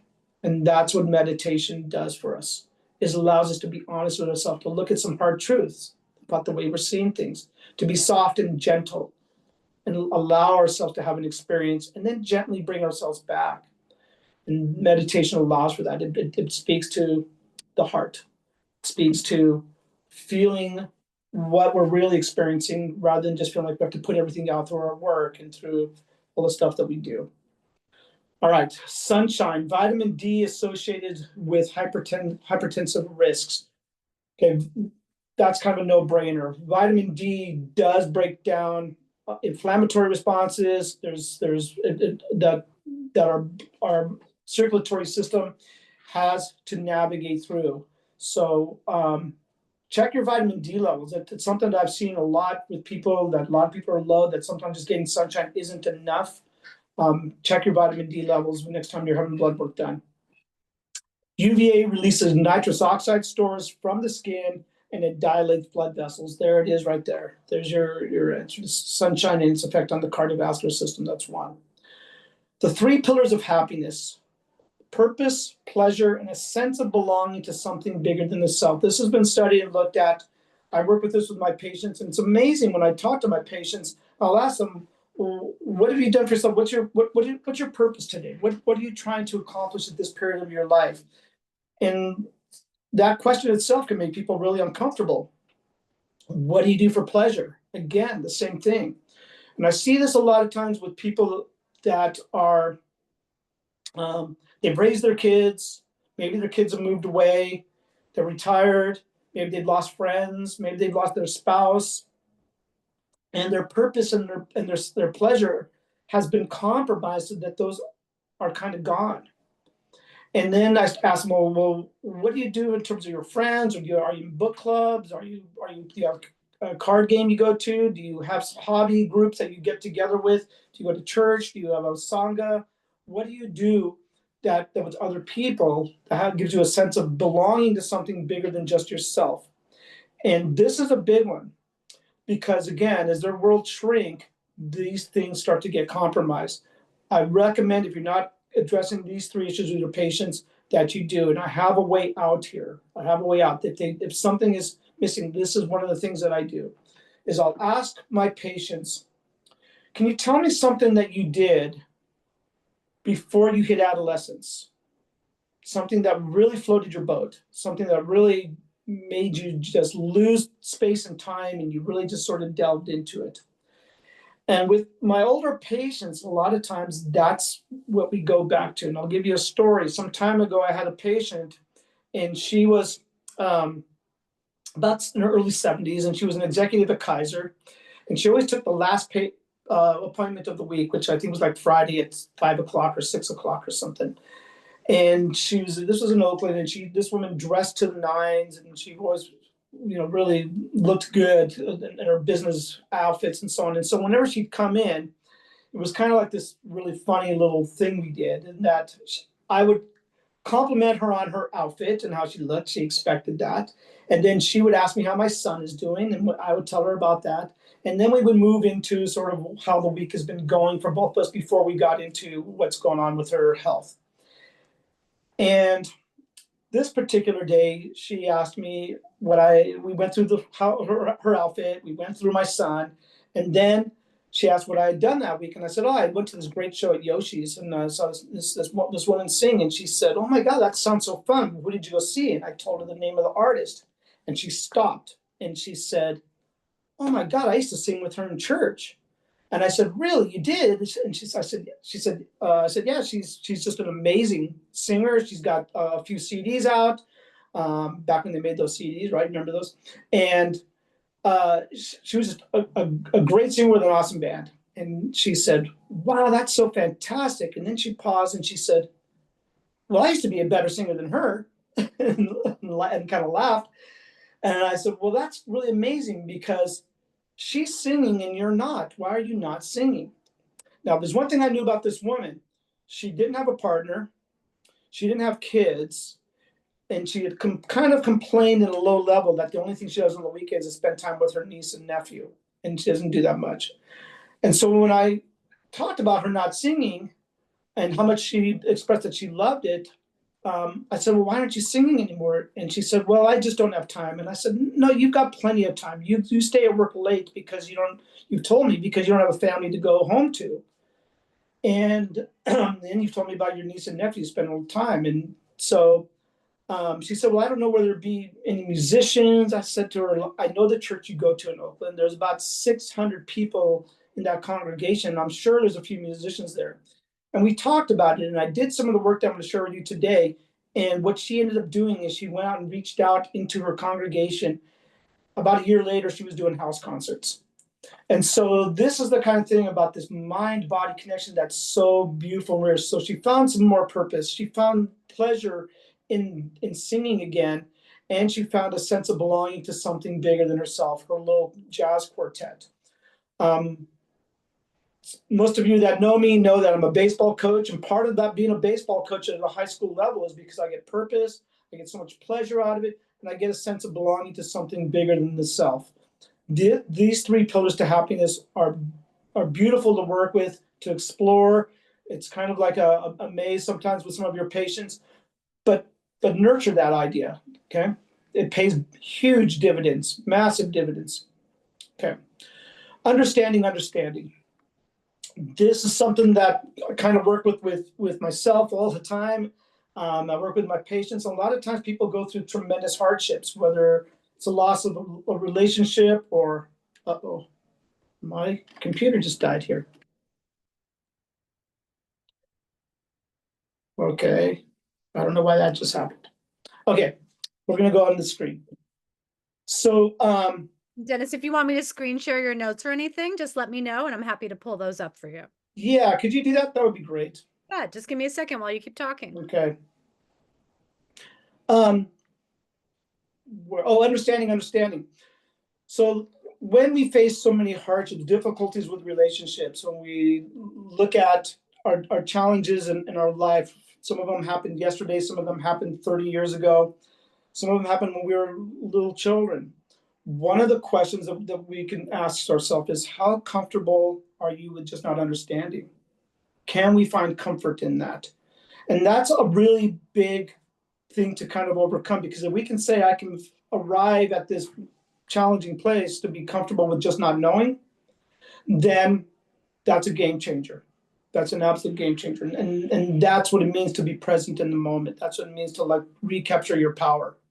So that's understanding. Let's see, where are we in this thing here? Yeah, and then Dennis and also participants, now I can't see the chat as easily, but is that looking good to you, the way it's sharing? Is it big enough? Do you need any changes there? Yeah, I think that's gonna do. That should be fine. And I'll see what's going on my computer when we get to the next break. Okay, great. Okay, so snacks, more than just an Oreo, okay? So I want to redefine snacks here. When we think about that snacks, we're gonna go get something yummy to eat or whatever. Maybe we'll just have a banana or something like that. I want to expand, and I do this with my patients, is meditation snacks, exercise snacks, friendship snacks. Taking little moments in your day, rather than break yourself down, is to actually do something that'll lift yourself up. You see the words catabolic and anabolic conscious states there. I'm looking at catabolic and anabolic snacking. What's going to improve your life's condition by participating in it? So taking that single conscious inhalation followed by a single conscious exhalation is a meditation snack, right? Calling up a friend and having a short conversation just to hear their voice and express some kind of gratitude, right, is a relationship snack, right? Getting on the floor and just going into shavasana or child's pose or something is a little exercise or yogic snack, right? A quick brisk walk around the block, another kind of snack. So this is free. It's always there for the taking. You just have to help your patients arrive at that place to redefine what snacks are. They don't have to be the Doritos that have been sitting on the counter for the last 5 days and you're not even going to go delve into them, right? Okay, so now we're going to work into catabolic and anabolic conscious states. Okay, so the mind is pretty powerful, right? And as we've established that we have this connection between the mind and the body. And I kind of alluded to it earlier, that your mind has this great fluidity and you have to master it. Our patients have to learn to master it and find a place that actually works for them and doesn't break them down. So these right here are different conscious states that we've all experienced big time, right? Pride, anger, desire, fear, grief, apathy, guilt, shame, jealousy, the list goes on and on and on. Agitation, irritation, aversions, attachments, all these kinds of conscious states. These are conscious states that actually break us down. They increase inflammatory markers. They compromise our VO2 exchange. They increase our insulin resistance. Okay? They do all these things that upset our digestive system and our urinary system, and then they create dampness and stagnation that tends to descend in the lower burner and compromises our lower burner. So then we have things with bowel disturbances. By the way, colon cancer is rising at pretty scary levels at this point. It affects our reproductive system and our sexual vitality. All of these things that are sticky and gnarly, this turbidity that tends to descend, particularly if you have a sedentary lifestyle, it tends to drop down into the lower burner, clogging up the Mingmen, clogging up all this part of ourselves where we should be going to rejuvenate ourselves. So on the other side of this block here, we have things like willingness and reason and acceptance and love and joy and peace and compassion and empathy and all these awesome conscious states that we get to embrace, right? And these things build us up. These things move our chi. They light our fire. Our Mingmen flares back up. We find clarity versus turbidity. All of these pieces here are stimulating of life, engagement. They take on they accept our curiosity, our interest in our experiences as well as other people's experiences, and we create connections with these here. And all of us have been on the left side, and all of us have felt the right side. And whether you were aware of it or not, to get from the left side into the right side, it takes the conscious state of courage. Courage operates as the sole portal to get from one side to the other. It takes bravery to, when you wake up in the morning, you feel like absolute garbage and the world's been against you, and you just are pissy and angry and bitter. But somehow you get up and you go and you take care of your kids and you give them that love. Somehow you get up and you go to work. Somehow you get up and you pay the bills because you have the courage to face the world, even as hard as it is. So thank yourself for that, because you're doing it. You're doing it every day. Now acknowledge it. Now take a look at the other obstacles that are in your life. And in that place, that's going to take courage too to get through them, right? Whether you're behind on your car payment, whether you had a difficult situation with a loved one or a work partner, where you haven't been able to talk to your kid or not, right? All these different things, whether you've got long-standing relationships, can we muster up the courage to move out of that resentment and that grief and that anger and flip it over to some level of reasoning and acceptance? And courage is the place. Courage is the pivot. And guess what? We have a way to get through to that. Our medicine does beautifully with this. It's butter if we apply it. So obstacles that defeat people at conscious states. God, I can barely read without these glasses here. Let me look at them on the screen. Obstacles that defeat people at conscious states below courage act as stimulants to those who have evolved into the first level of true power. So if you've been doing the work and you've created some kind of emotional fluidity, you get to look at that left column and you go like, wow, there I am. I'm at fear. I'm at guilt. I'm at shame. And I can parlay that into grasping some sliver of courage and making our way to the other column. It's there for the taking, and it can happen on a dime. Okay. So all of these have a sort of a frequency that's measurable. People have worked with this. The guy that I quoted here is David R. Hawkins. He's the author of Power versus Force. It's a great series of books around our conscious states. I highly recommend them. And he measures these frequencies of how the body, actually nervous system, buzzes around these different conscious states. And I wanted to say that shame, by the way, is one of particular note, because many of us have felt shame in our lives, whether it's from within the church, from our parents, from siblings, or kids on the playground. Shame is the conscious state that precedes harm of the self or harm of somebody else. That's the one we're trying to avoid. That's the one we want to lift from. And when we hear it in our patients, we need to pay particular attention to that. Okay. All right. So remember the two guys that did the type A hypertension thing? Here's Meyer Friedman quote. How you react to your environment plays perhaps a far more important part in bringing on a heart attack than what you eat, inhale, or how you exercise. Powerful stuff right there. What are your thoughts doing? And do you know that there's infinite number of ways to do it differently, to change the way you think? And one way is to just simply observe it. Nothing more, nothing less. Just watch it. Create a little bit of separation between you and your mind, and just watch it play out with gentleness. Take your breaths. Have a drink of water. Maybe get some sunshine, right? And let your body kind of downtick until you find some gentle space. Because beneath that narrative, beneath all these experiences that you're having, lies deep inside of you a place that's actually quiet. And if you just know that, so you don't have to find it yet, just know that it's there. With our patients, they can kind of come into a place of peace just for that moment. And that's all it takes to reverse this. Okay. All right. So the 3 treasures and the 5 phases. Okay. Just checking here the clock. Okay.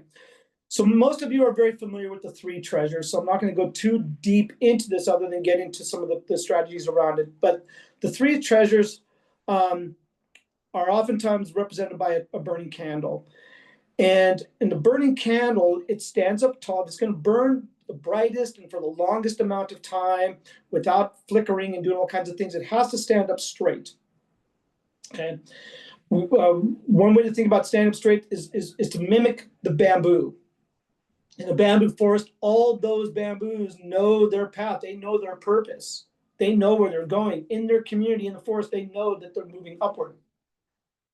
Bamboo is a great thing to emulate here. And so the candle also stands up straight. It's going to burn bright and burn long. If that wick gets off center, the candle starts to burn off center, and the candle will start dripping, and the candle will start to flicker, and it might go out, or it might just burn very, very quickly, and you won't get the lifespan out of it. So the candle represents our essence. The chi represents the flame, and the shen is the brightness and the warmth coming off of it. So let's look at this a little bit differently. What is Jing? Jing appears basically 5 times in your life. It's there at early childhood development. Jing comes up at sexual maturation. Jing comes up in your reproductive time for child raising, child rearing, pregnancy. Jing shows up for women in the menopausal time, and Jing shows up in the aging processes. Those 5 times when Jing shows up. However, those are the big 5. Jing shows up anytime you're in a transition. You went from working at a bike shop to entering acupuncture school. You went from acupuncture school to now starting an acupuncture practice. Okay? You went from having no children to now having children. You went from having a beautiful house, now you had to foreclose, and now you're renting again. You went from raising a family, an active parent life, now your kids have all moved out, and now you're an empty nester. Okay? You were in love, you fell out of love. You were out of love, you fell back into love again. All these transitions are expressive of Qing. And I've said this to a lot of students before, so again, I apologize for being redundant, but I didn't learn how to ski till I was in my late 20s. And once I learned how, because I was reasonably athletic, I was able to ski down a mountain, and I looked pretty good as long as I was just traversing the mountain. But when I had to take a turn and flip from the other side, that's when the essence of my skiing ability would show up. And a lot of times I did that Charlie Brown being hit by a pitch kind of thing, and boots and skis and poles and everything would fly in all these different directions. Okay, that transition, those transitions are part of that expression of our Jing. Okay. So the chi part is when we're actually in action, we're doing something, okay? And then the shen is kind of the fruition of that. So the candle burns centered, it burns even. The evenness is an expression of our discipline, our intentions, what do we want to do, being consistent with that. Nothing replaces consistency. Nothing replaces consistency. the grace again implies going from one direction to another direction, one position to another position. How gracefully are we able to do that?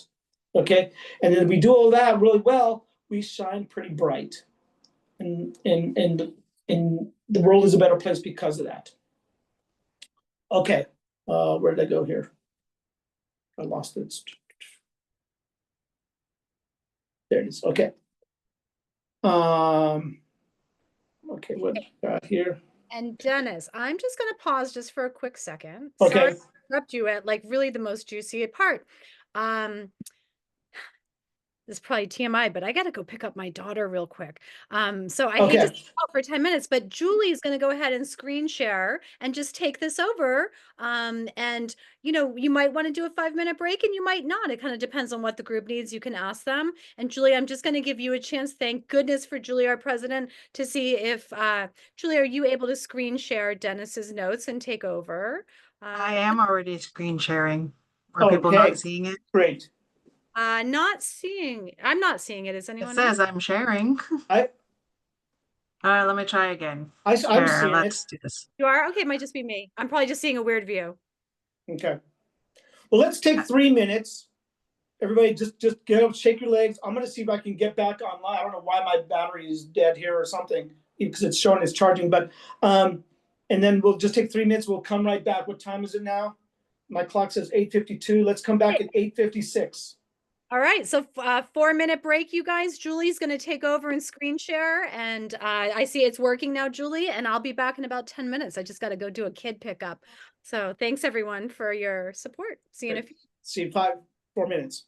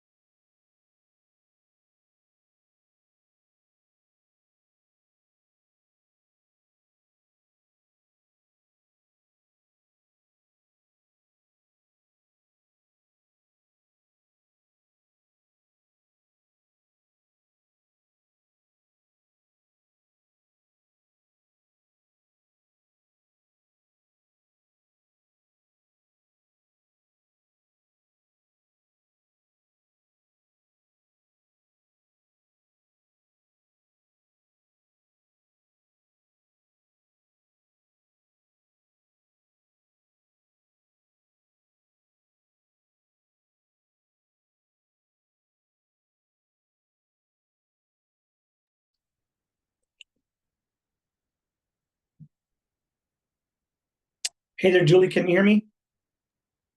I can hear you, yes. Okay, I just pulled it up on my other computer, so I don't need it to be screen shared. I think it'll work okay. Okay, so you want me to stop my screen share or leave it Sure, up? I think so. Let's try it without it and see if that works, because the students already have it. They don't need the screen share. That was just for me. And I Okay, just, yeah. Okay, you let me know if I need a screen share again, though, if anything happens. absolutely. Thank you so much. Sure.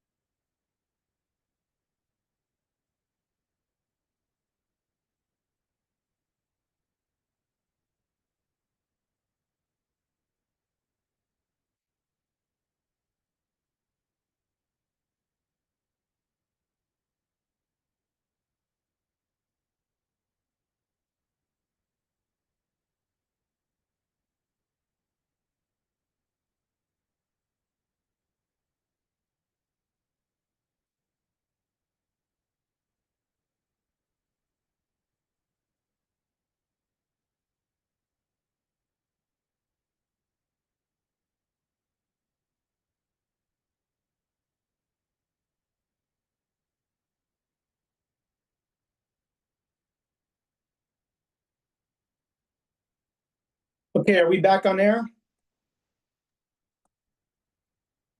We are back. Okay, Welcome great. back, everyone. You can go ahead and get started, Dennis. All right. So thank you all for your patience. All right. One of the things that came up when I was looking at this a little more closely is this concept of blood clotting and our how that can happen, not just from dietarily from diet, but from our psycho-emotional place. And what I found was this, is that lower level conscious states such as depression, hostility, anxiety, and resentment all increase clotting pathways.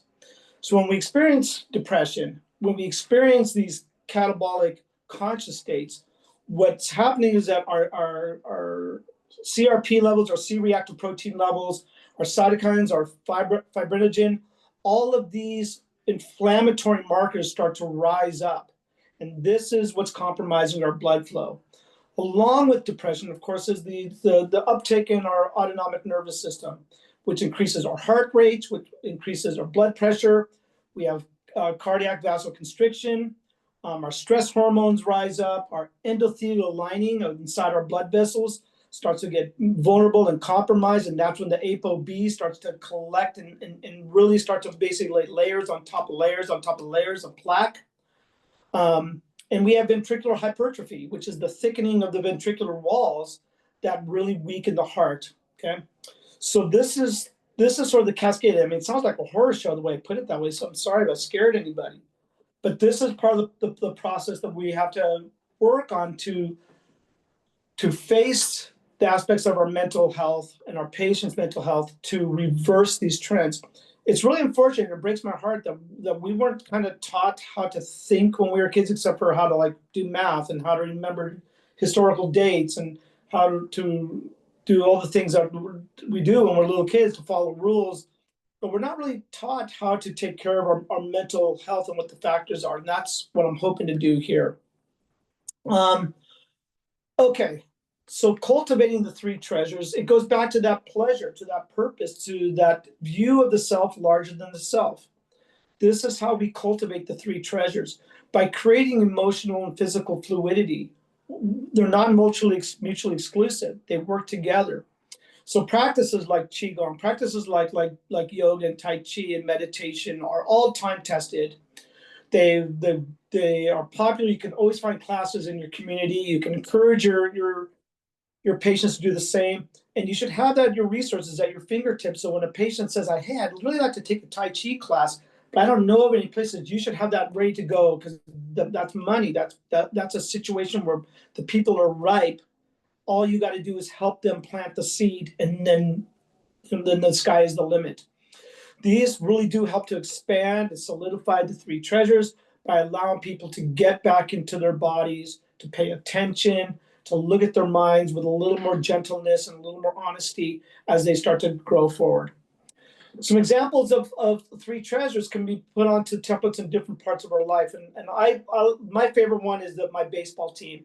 We have our athletic director and the coaching staff, and we kind of set this tone for our players. And then that's kind of the essence of the team on a deep level.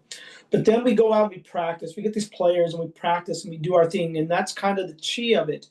And then we get out there, we get to express ourselves and have fun in a game and compete and show what we've got. And that's sort of the shen of the team. That's the way I kind of look at it. And we see this again with the three jewels of Buddhism. The Buddha is the truth, who brought the message. And the Dharma is the teachings of the Buddha done by all kinds of thousands of teachers historically. And then the Sangha is the community, how the people who are learning take it and manifest it and bring it into their communities, into their families, and into their own spirit. That's a great example of the three treasures. So another way to look at it is the self beyond the conscious, beyond the mind, beyond the physical form. What's really happening in that fire in your belly? That's kind of your jing. That's the essence of who you are. That's that place of quiet where the narratives aren't bossing you around anymore, that your mind recognizes its true place to serve you and not own you. That's where our essence lies. That's our jing. And then the conscious decisions we make from that essence. What do we really want to do with our lives? How do we want to behave? What actions are we going to take? What jobs are we going to do? How do we want to respond to external stimulation? These kinds of things. That's the chi. And the treasures we spread beyond the self with clarity and truth is our shen. That's what we incorporate when we go to Walgreens and we talk to the person behind the counter. That's what we bring to our kids when we have to talk to them and have that serious conversation. This is what we bring to the workplace. This is what we bring to ourselves as we observe ourselves from a little bit of a distance. We create a little separation. How do we want to even communicate with ourselves with clarity and with truth? Okay, so the next one is the 5 phases. The 5 phases are interesting, and I'm going to focus on really just 3 of these 5 phases. I'm going to focus on the water, the wood, and the fire. Yes, the earth and the metal participate, but we don't have really the time for doing that so much. I'm going to focus on these 3. So when we look at the 5 phases, each phase or each element we can divide it up into 2. Okay. If we're in the generation cycle, we receive from the mother, and that moves into the yin aspect of that cycle. And then on the second half, it moves into the yang aspect as it moves through and provides chi and energy to the wood. So when we look at the arrow coming from metal to water, it enters into the kidney or the yin aspect, and it moves out through the urinary bladder, right? Through the yang aspect. When we look at this particular way to view this, there are 2 particular key pivots. One is the water yang to the wood yin. And this is an important part because clinically speaking, if we see disruptions here, it's a whole different ballgame.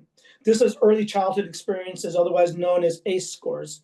If you're not familiar with ACE scores, did I put something in the handout on that? I don't think I did.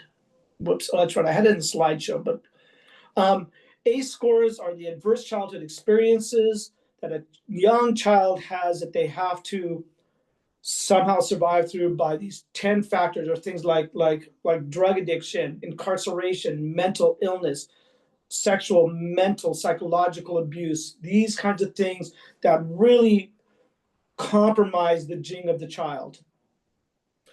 So did that child, were they in a supportive family? Did they have supportive friends? Was there a community in school support? Was there a purpose? Was there a sense of belonging? Was there emotional regulation and introspection encouraged with that child? Or were they dealing with fear and isolation? And we all know what that looks like. We've all seen it. Some of us have experienced it, right? And on the ACE scores, when you look it up, you can take a questionnaire. It's very, very short. And it gives you basically a mark from 0 to 10, 10 meaning you've experienced all of those things, 0 meaning, of course, you experienced none. The higher the score, the more at risk you are for things like self-harm, harming others, chronic degenerative illnesses like thyroid conditions, like diabetes, like hypertension, and cardiovascular incidences. This is a big part. So this is sort of that piece of moving through childhood and moving into the older time of your life when you start actually making more decisions for yourself.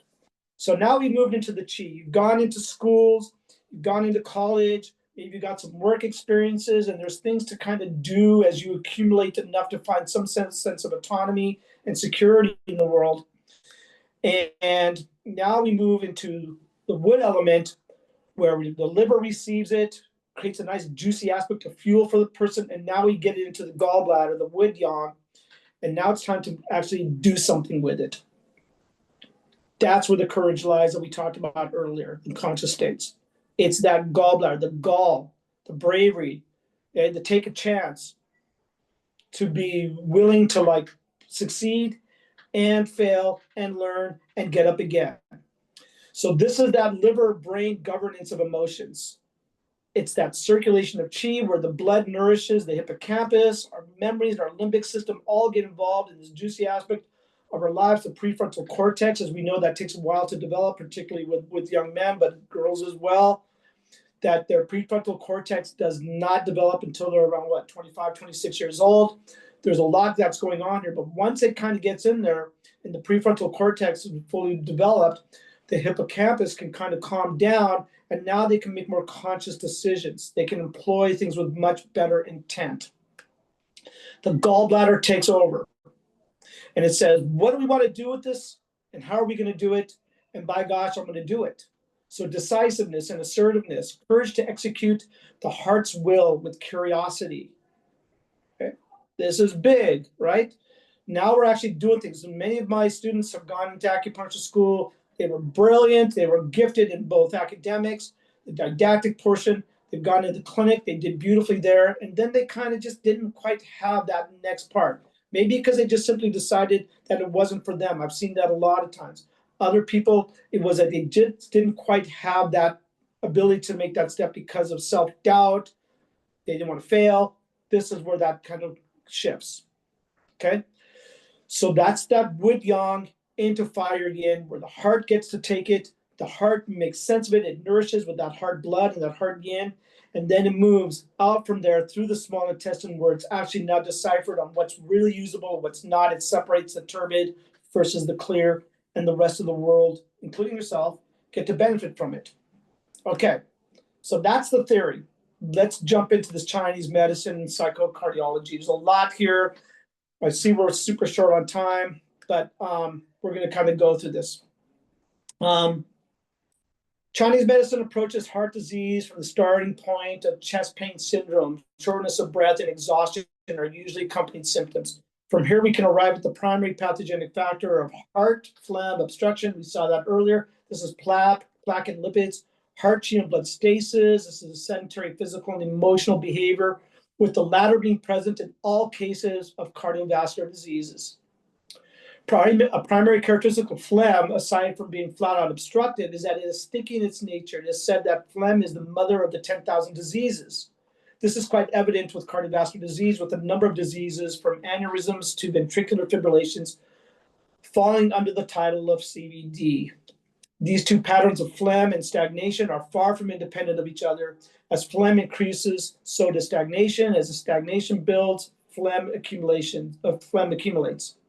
This is both unfortunate and fortunate, meaning that if we clear phlegm, blood flow increases, and as we increase blood flow, phlegm tends towards reduction.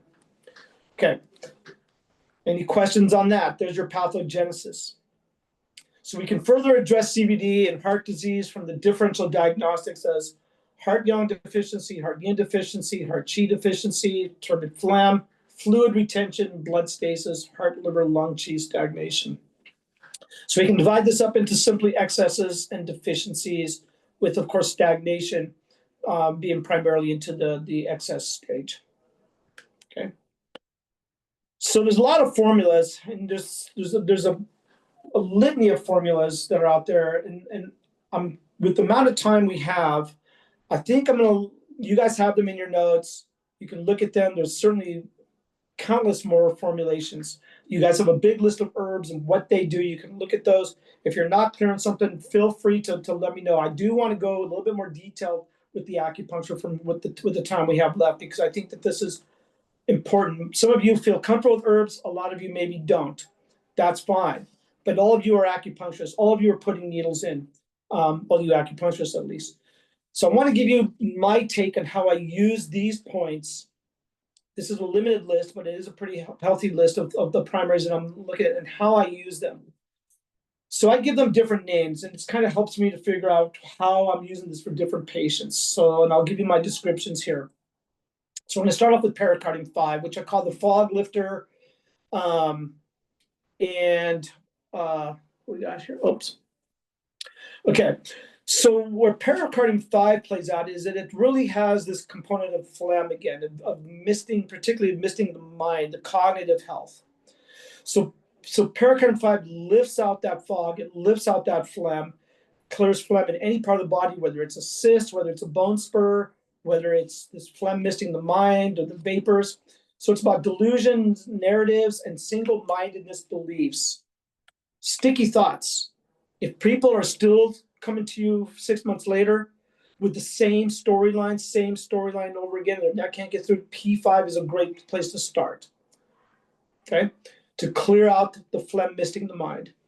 Pericardium 6, I refer to it as a wild card because one of my teachers referred to it as a wild card. And we use it with almost any prescription to make it more effective. So it's typically used to like open the chest and for chest stagnation or obstruction.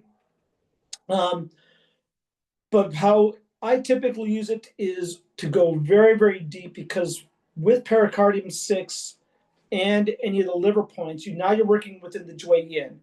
So the Jue Yin is about smoothing out the emotions. It's about planning and strategizing without all the culmination of second guessing yourself and all the hesitancy. It's about taking action within the liver and the pericardium. So how that kind of shows up clinically a lot of times is people tend to have sleep issues with depression. They tend to have anxiety, particularly when you mention anything that's of sizable goals.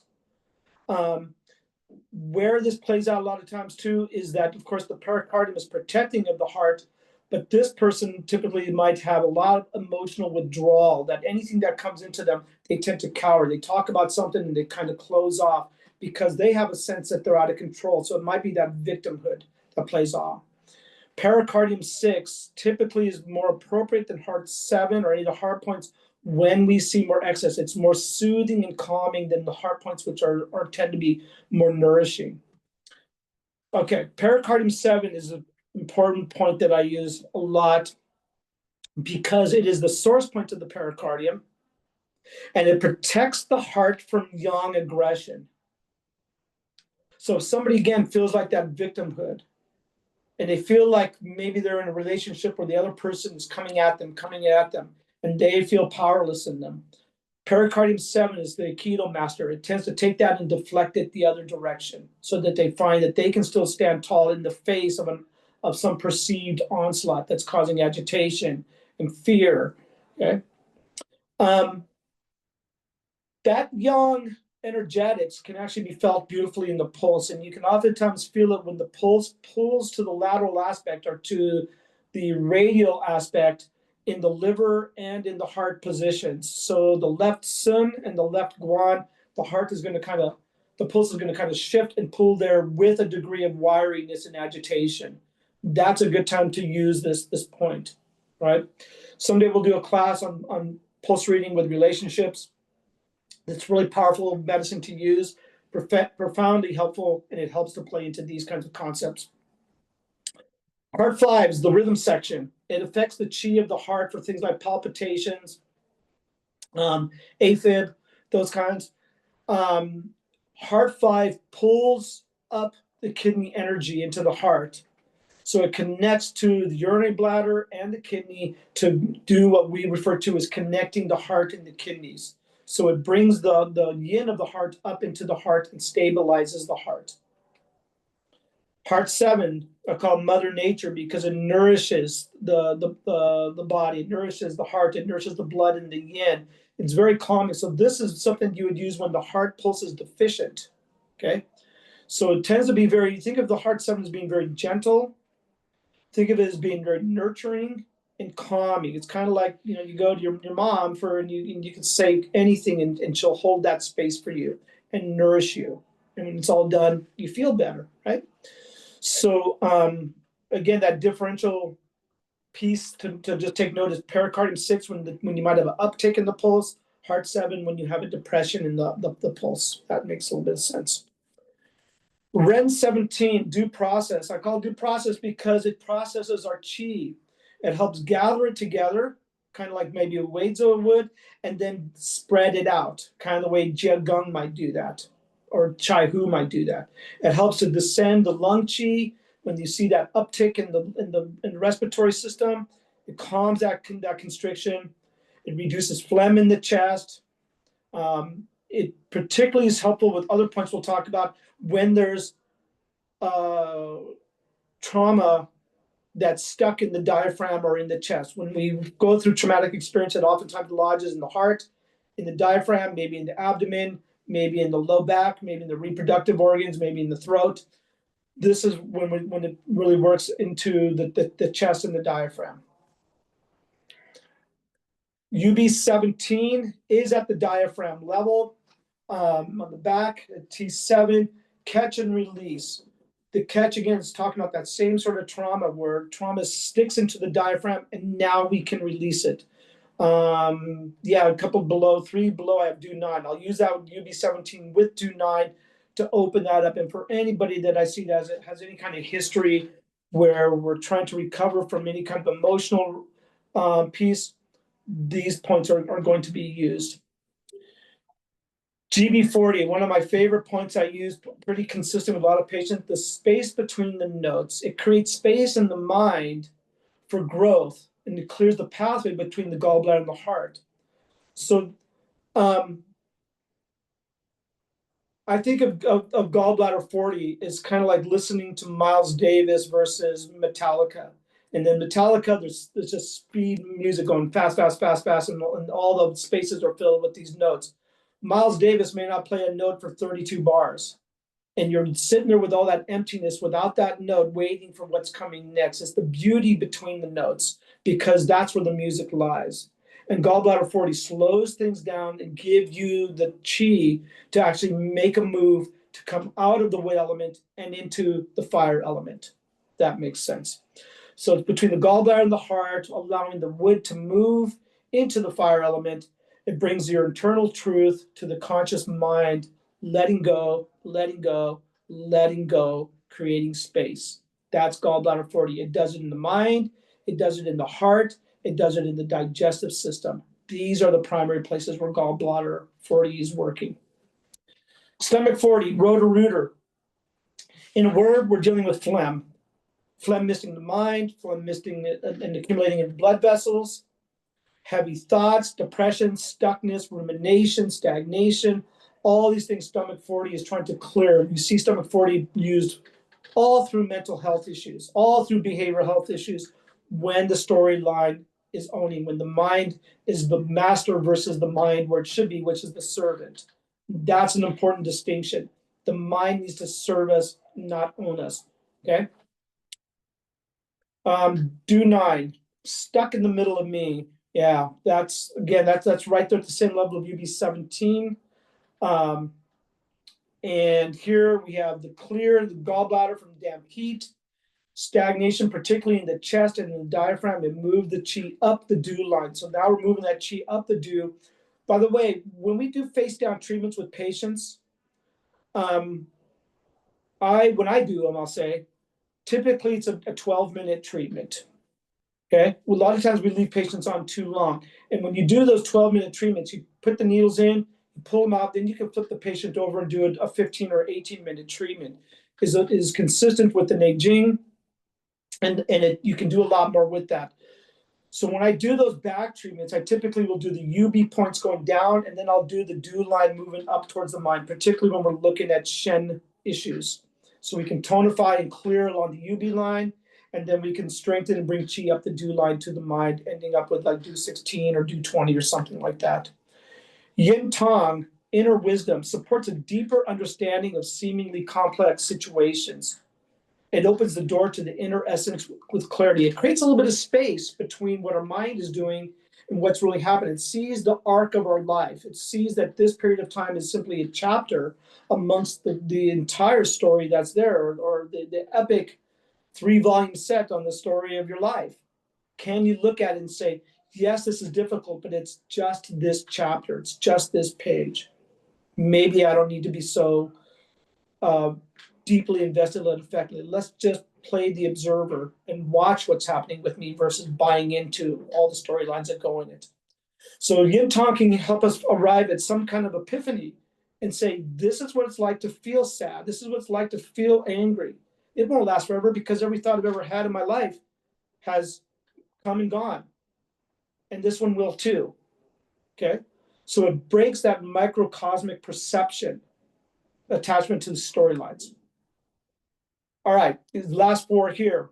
Gallbladder 13, Popeye rising. Remember what Popeye said? Popeye said, I am what I am. And what he was the essence of Popeye. So it's a clearing, it's a rising, it's a psychiatric disease or a diagnosis or treatment where we bring our essence up into the mind. When we are sitting in low-level conscious states and we can gather our essence and bring it to the mind. Gallbladder 13 is that point. It's an important one. I oftentimes will combine it with gallbladder 40, with REN 4, some of these points to establish this accumulation of the gene, and gallbladder 13 brings it up to the mind. To the point where you can really put the needles in and actually have like a little bit of a conversation with the patient maybe and help bring that into a much better clarity. Stomach 8, bright now. I think of it as dragon well to the mind or green tea to the mind.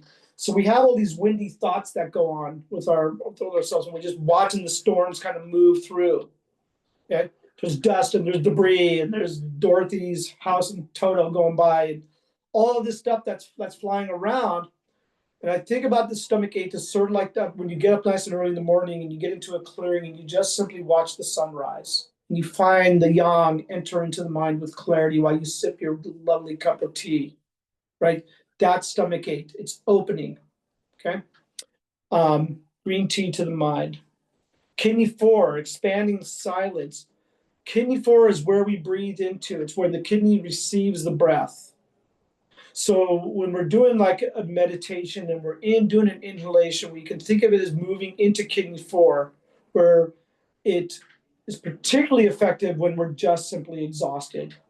And so we use our breath to rejuvenate, to refuel ourselves. And kidney 4 is a great place to focus there, particularly in cases when our exhaustion comes along with emotional experiences like anxiety and depression. Anxiety probably more than depression, when you're just sort of this nervous mess and you don't even really know why. And maybe your mind is going off again out of the here and now. And to really just sort of drive that home, the here and now is always where we can find peace. One time I was having a tough time and my teacher said to me, take a look at your life right now, in this exact moment, right here and in this moment, right now, and tell me what is wrong with your life. And the answer, more times than not, in fact, probably 98% of the time, is there's nothing wrong with it. I'm just fine. It's my mind that's torturing the hell out of me. Kidney 9, cold water to the face. So a lot of times we have this turbidity going on in our minds. And it's maybe young and it's overflowing. The kidney 9 through heart 5 has complete access into that hypothalamus pituitary adrenal axis, the HPA axis. Kidney 9 works along that way. That's why that combination is important for reproductive health. It works also with the HPO axis and the HPT axis. So kidney 9 and heart 5, this is the bowel mind. It's like cold water to the face to calm all that stuff down that's up in the heart. So this point treats heat and wind and dryness of the heart by nourishing the kidney yin, which in turn nourishes the heart yin. It's kind of like Tianwan Bushindan in that regard. Okay, got just a few minutes here. I'm going to run through these point combinations that I use a lot in my practice. Heart 7 and gallbladder 40. I think of these as like 4 gates, but quite a bit differently. One is upper, one is lower. One is yin, one of them is yang. One of them is midnight, the other one is noon hour. And both of them have an effect, again, on that wood yang to fire yin relationship. Those are the 2 source points. Okay? So we're looking at a lot of times when your circadian issues around this patient's challenges. Maybe they can't sleep at night, or maybe they have hypersomnolence. This can really be a great way to work with it. But a lot of times I'm looking at when there's an inability to manifest from their chi into their shen. Heart 7 and gallbladder 40, beautiful combination. I use it every week, at least a few times. Pericardium 6, REN 17, stomach 40, and gallbladder 40. This opens up the chest. It clears out the phlegm, it moves the chi, and it supports the will. Important one, particularly when there's chest symptoms. If there's actual cardiac symptoms of compression and congestion, then people might come in and they got that chest and they're kind of pounding on their chest and they feel a lot there. That's that combination. UB15, UB17, and DO9.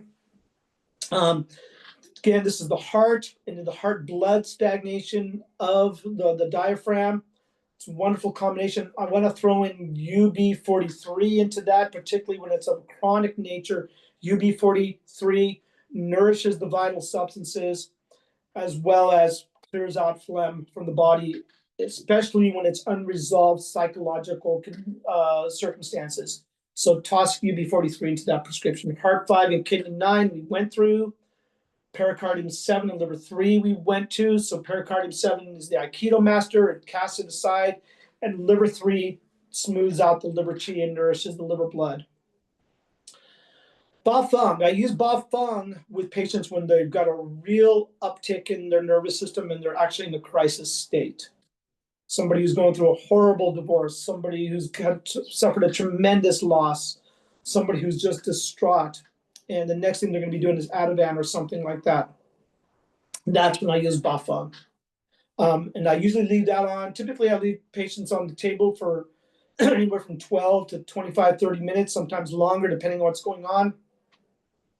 When I do Ba Feng, I'll leave them on. Sometimes when somebody's having like a manic episode, I'll leave them on the table for 2 hours, depending on, again, checking on them, what's going on. Stomach ache, gallbladder 13, DO 24, that crown. Most of you are familiar with some variation on that theme. It's beautiful to bring essence to the mind and create clarity and calming.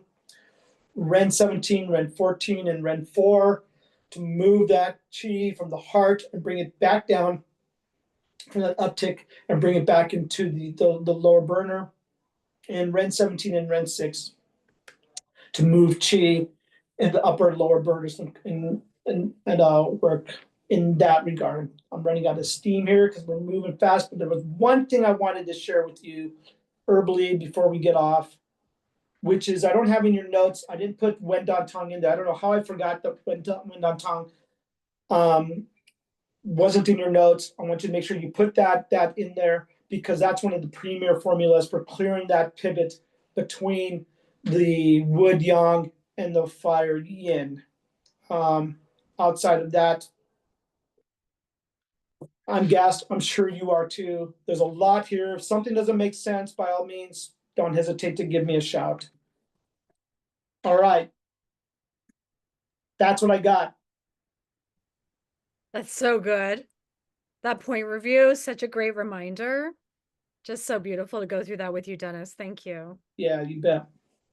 I hope that wasn't too much. I'm sure you guys are gassed. It was amazing. And I know you would have had time for all these formulas if we weren't poaching your time talking about CSOMA and other stuff. You would plan this class for just the right amount of time, but we took a little bit of that time there. All this means, I think, is that we're going to have to bring you back in our 2026 program. So yeah, so give a shout out in the chat for Dennis. I know you have a lot of former students, a lot of AMC folks. Dennis, thank you so much. Thank you all for coming. I really love just seeing your names. I can't at least like look at, I wish I could like look at you and see all your beautiful faces. But thank you all for coming and just let me know that you're out there. I miss you all tremendously. And I'm thrilled that your interest is high enough to come and visit us in this Zoom room. So kudos to you all. Yeah, there's a lot of love going out to you right now in the chat, Dennis. So I won't log off too quickly to make sure you take all that in, right? Thank you. Yeah. So, hey, everyone, thanks for loving this medicine, practicing this medicine, dedicating yourselves to it.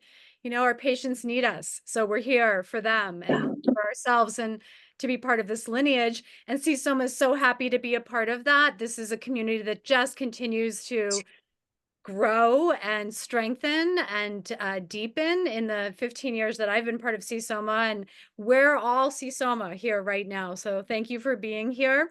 We will have another webinar in November. You can go to csomaonline.org and sign up for that one. There's another one in December. There's the town hall in December. We will be having a Southern California conference at Yosan University on May 1st and 2nd, Julie. And we are also having a Northern California Oakland live conference. We're planning way ahead this time, not in August. People are too busy in August. We're going to be doing it in September. Was it 26, 27, Julie? 25, 26? 24, 25. Okay, So I'm totally wrong. the Thursday, Friday, September 24th and 25th, 2026 is going to be at the Oakland Endowment Center. That's going to be in person live. We're also doing our May conference, May 1st and 2nd. That is going to be a Friday, Saturday at Yosan University. So all of you who want to fly down to Southern California and join us for the sunny skies and beachy weather there, great. Or if you know your colleagues are there, have them come, and we're going to do a May conference then also, live and in person. Susoma, also, so Julie, our president, will be at Symposium along with a few of our directors, board directors. So please stop by the Susoma table, say hi. If you're not a member, it's a great time to become a member. We're going to be handing out t-shirts and maybe a raffle for that. So a lot of fun happening to join Susoma at Symposium. In December, we will update you with what's happening legislatively into the nitty gritty. We have to advocate for our medicine and our patients. So join us in December 14th for an update on that. We'll probably be organizing a lobby day again usually it's in April, so that'll be in Sacramento. Great time to get out, talk with decision makers about how important this medicine is and how we would love to expand care in California and protect the coverage that we have.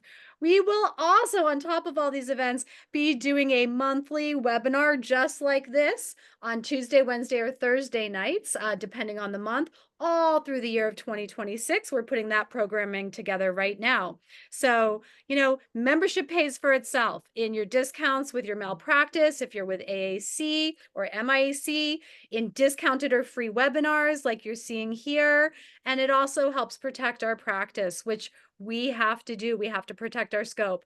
So thanks for being here, everyone. We appreciate you. Dennis, thank you again for everything. What a gorgeous class. I can't wait to go use GB40. I haven't used that in a few weeks, and such a great reminder of why to use it. So many other things. I'm going to stand up and say goodnight to everyone. So make sure that you fill out your survey to get your CEUs if you're one of those folks that paid for credit. If you didn't pay for credit, you want to get it, reach out to us and we can hook that up too so you get these credits. Any problems, reach out to ra@csomaonline.org or info@csomaonline.org. Good evening. Thank you, Rod. Thank you, Julie. Thank you, Soma. Good night. Good night, everyone. Sleep Night. well. Get to bed. Yep. Good night.